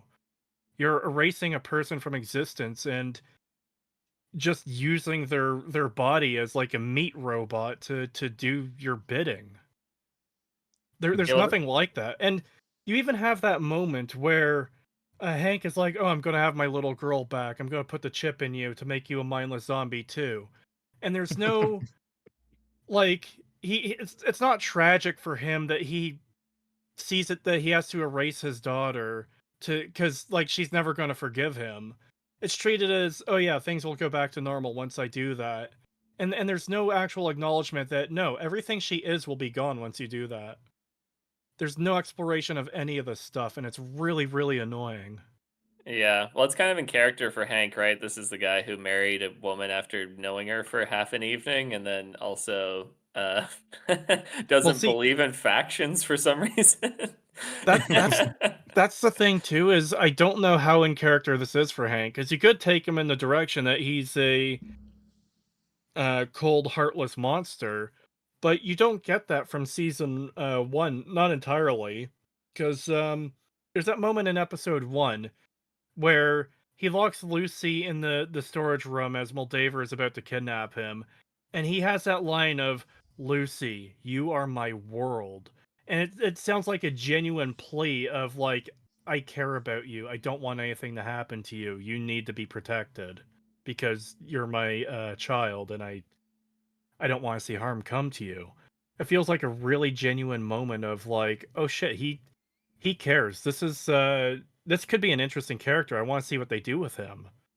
And then by the end of the season, oh yeah, he's just a cartoon villain. He nuked a town because he got cucked, and he can't even muster like the most basic defense from himself, aside from Lucy. No, Lucy, don't listen to her.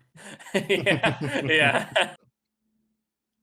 I forgot about that bit. Yeah, he does say like really monotone defense. It it She's feels lying. ADR.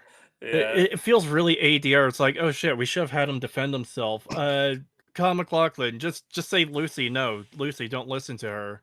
I thought the same Lucy, thing with no.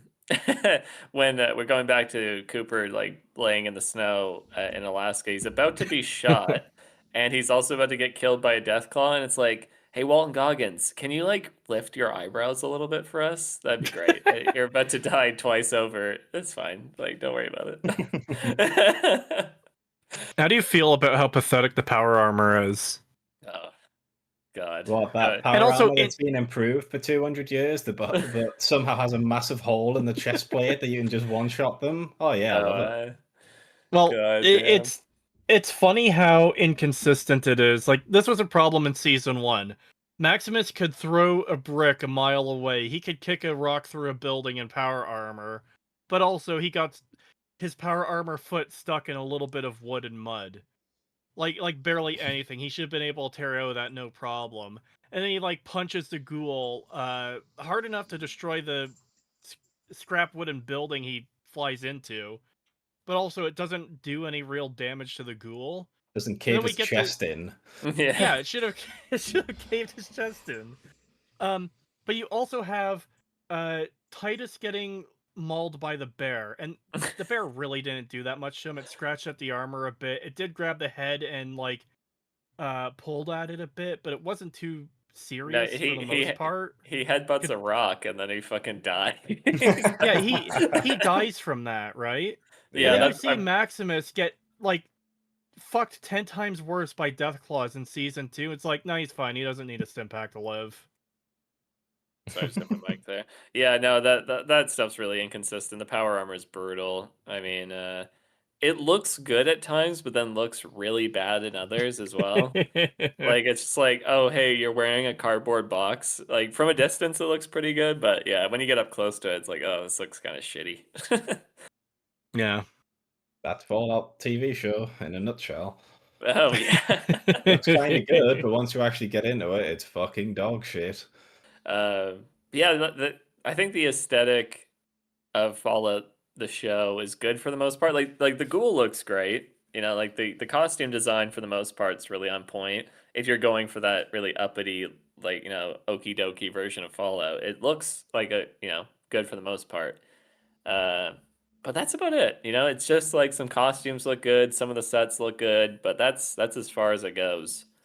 And everything past that, I don't think I could compliment. Like, I was trying to think of things that I enjoyed in isolation, like you were saying, Creetosis, but It is very difficult, isn't it? It's really difficult. It's like, damn, like, I remember there was one moment in season 1 that I did actually really like at first, and it was ruined by the following scene. You have Maximus tormenting Thaddeus, which, you know, only showing Maximus to be an evil piece of shit. Oh And then yeah. they have that moment where Thaddeus like laments bullying Maximus because he thinks Maximus is dead. And the dialogue is awful there. Don't get me wrong, I fucking hate the dialogue. But it's like Maximus softens up on him. Then they have the Gulper fight, and Maximus actively saves Thaddeus from the Gulper. And it's like, you know what? Maximus has earned some credibility as a character. I still hate him, but it's like, you know what? He did something good there. I actually kind of like that. That's respectable. And then in their very next scene, Maximus tries to fucking murder him because he's too stupid to explain why Titus tried to kill him. Basically. Yeah, that's true. Well, you It's brought like, up oh, yeah. go ahead.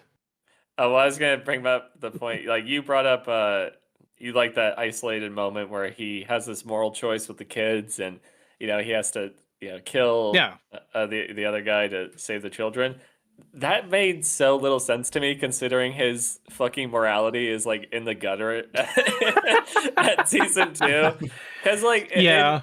like, he doesn't kill. Okay, I went back and watched this scene for my Brotherhood section of my video recently, and man, he wanted to kill Titus way before Titus threatens him. It takes so long for him to be like, "Oh, I'm gonna let you die now." It's like he does, you know, Titus does threaten him, and that's what he says, right? You don't deserve that power armor. But he's like sitting there, not giving him a stim pack for so long. He's just looking at him. And he's like, "I could fucking kill you right now, and it would be over, and I could get in that power armor." That's what he's thinking. And then, Basically, yeah. yeah, and then there's the whole like, you know, trying to kill Thaddeus is insane. It's like he's Yeah. like you said, man, that's a fucking crazy moment where like he does not hesitate. It's like fucking Thaddeus doesn't even say I'm gonna tell. He just said they'll find out, which yes, of course they will. He's gonna come back in the power armor, and then he's like, I'm gonna fucking kill you. It's He's also like, the fact that Maximus describes it like a fucking psycho. Thaddeus is like, "Where's Titus?"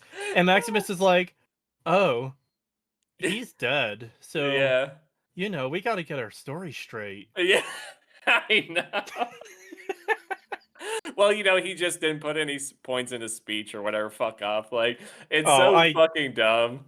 I It's so... hate the game mechanics arguments that people use. It is so fucking bad. Yeah, that's a cringe argument for sure. But like, yeah, like it's so wild that he just like, yeah, fucking like Thaddeus is not even threatening him, and he's like, "Yeah, I'm gonna kill you now." And it's like, this is our fucking protagonist of the story. Like, he has no sense of direction as a character. He's just whatever the scene needs him to be. Why? I Yeah. actually thought, if anything makes sense, he would be on board with killing those children, and he might even volunteer to do it. Like that would make more sense from his previous actions. Like he doesn't care about anybody. He likes Lucy for some reason, but maybe he just wants to wear her skin or something.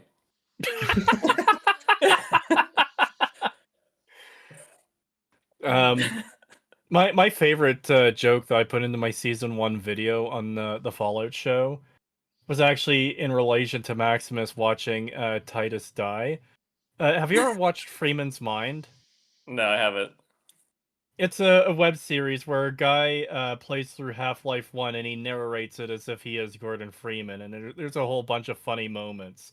There's a moment in this series where one of the barnacles grabs him and starts choking him, and there's a scientist just standing there, and he's like, "Oh yeah, I really like how you just watched there." Or sorry, thanks for the warning, asshole. I like how you just stood there watching as this thing was killing me. You're like a cat watching a mouse die. And I just overlaid that audio over Max fucking watching the bear maul Titus. I mean, it's true though. He does just watch it happen. Like he doesn't shoot the Yaguai at all until it's like the last minute.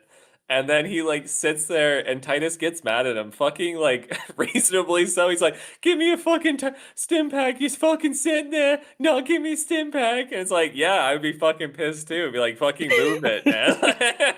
Like, I'm dying. Give me a fucking. But then of course Titus is a retard and fucking threatens him for some reason. He's dying on the ground, and this fucking psychopath is his only way out. He's clearly already contemplating murdering you, and your fucking move is to fucking threaten him. It's like, of course he's gonna kill you. He's already contemplating it, clearly. He's like, you know what they do to Squires? They don't do their fucking job. They fucking string him up. And it's like, fuck off. Why would you say that? It is such a great example of terrible writing. I am currently in the process of dying. This person is the only person who can save me. If I his only way out of getting in trouble is letting me die, so I'm going to make him aware of that fact. And I also have very valuable armor I'm wearing that he might want to take. Yeah, it's like a fucking elementary school question. It's like Titus falls down, Titus almost dies, Titus relies on Maximus for survival. What should Titus do? It's like A, B, or C. Ask Maximus for help. B, fucking threaten him. Or C, do nothing. I'm gonna go with B. B's the option. Oh man, this fucking show's such ass. I mean, like, I didn't love season 1 like right off the bat, and it was like one of those shows where it's like, I wanted to like it because it's Fallout, and I was like, yeah, everyone likes, and everybody liked it, right? Like it was like everyone was like, oh my god, Fallout's a fucking show, and they did it. They actually did a game adaptation, and I was like, yeah, but then you stop to think about like anything for 5 seconds, and it just all falls apart. And season 2 is just worse.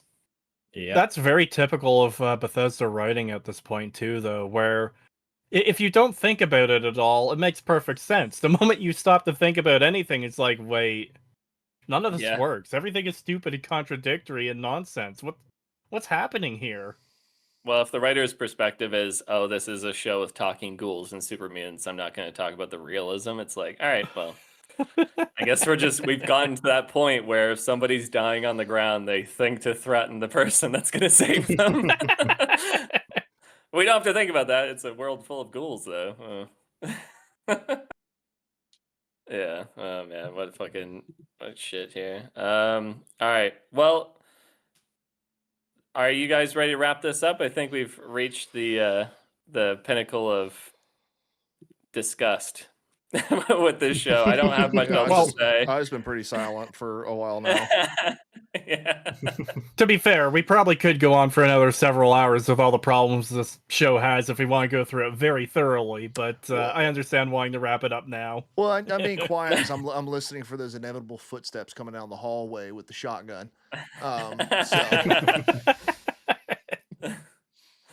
All right. Well, if you guys have any thing you want to say, Creetosis, do you have anything you want to plug?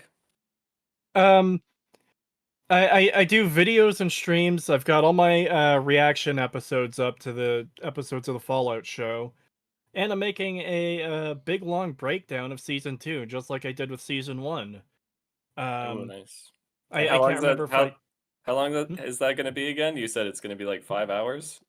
Oh, it's gonna be longer than that. Dear God, I'm it's gonna fall hard to asleep tell, listening to like- it. Wake up, it's still going. Yeah, those are the best videos. The season 1 video was 7 hours and 15 minutes. That was over 75,000 words. I'm not done scripting this one, but I am already at 56,000 words. Will it be shorter or longer than season 1? I can't tell at this point, but it is going to be fairly long. It's going to be at least 6 hours.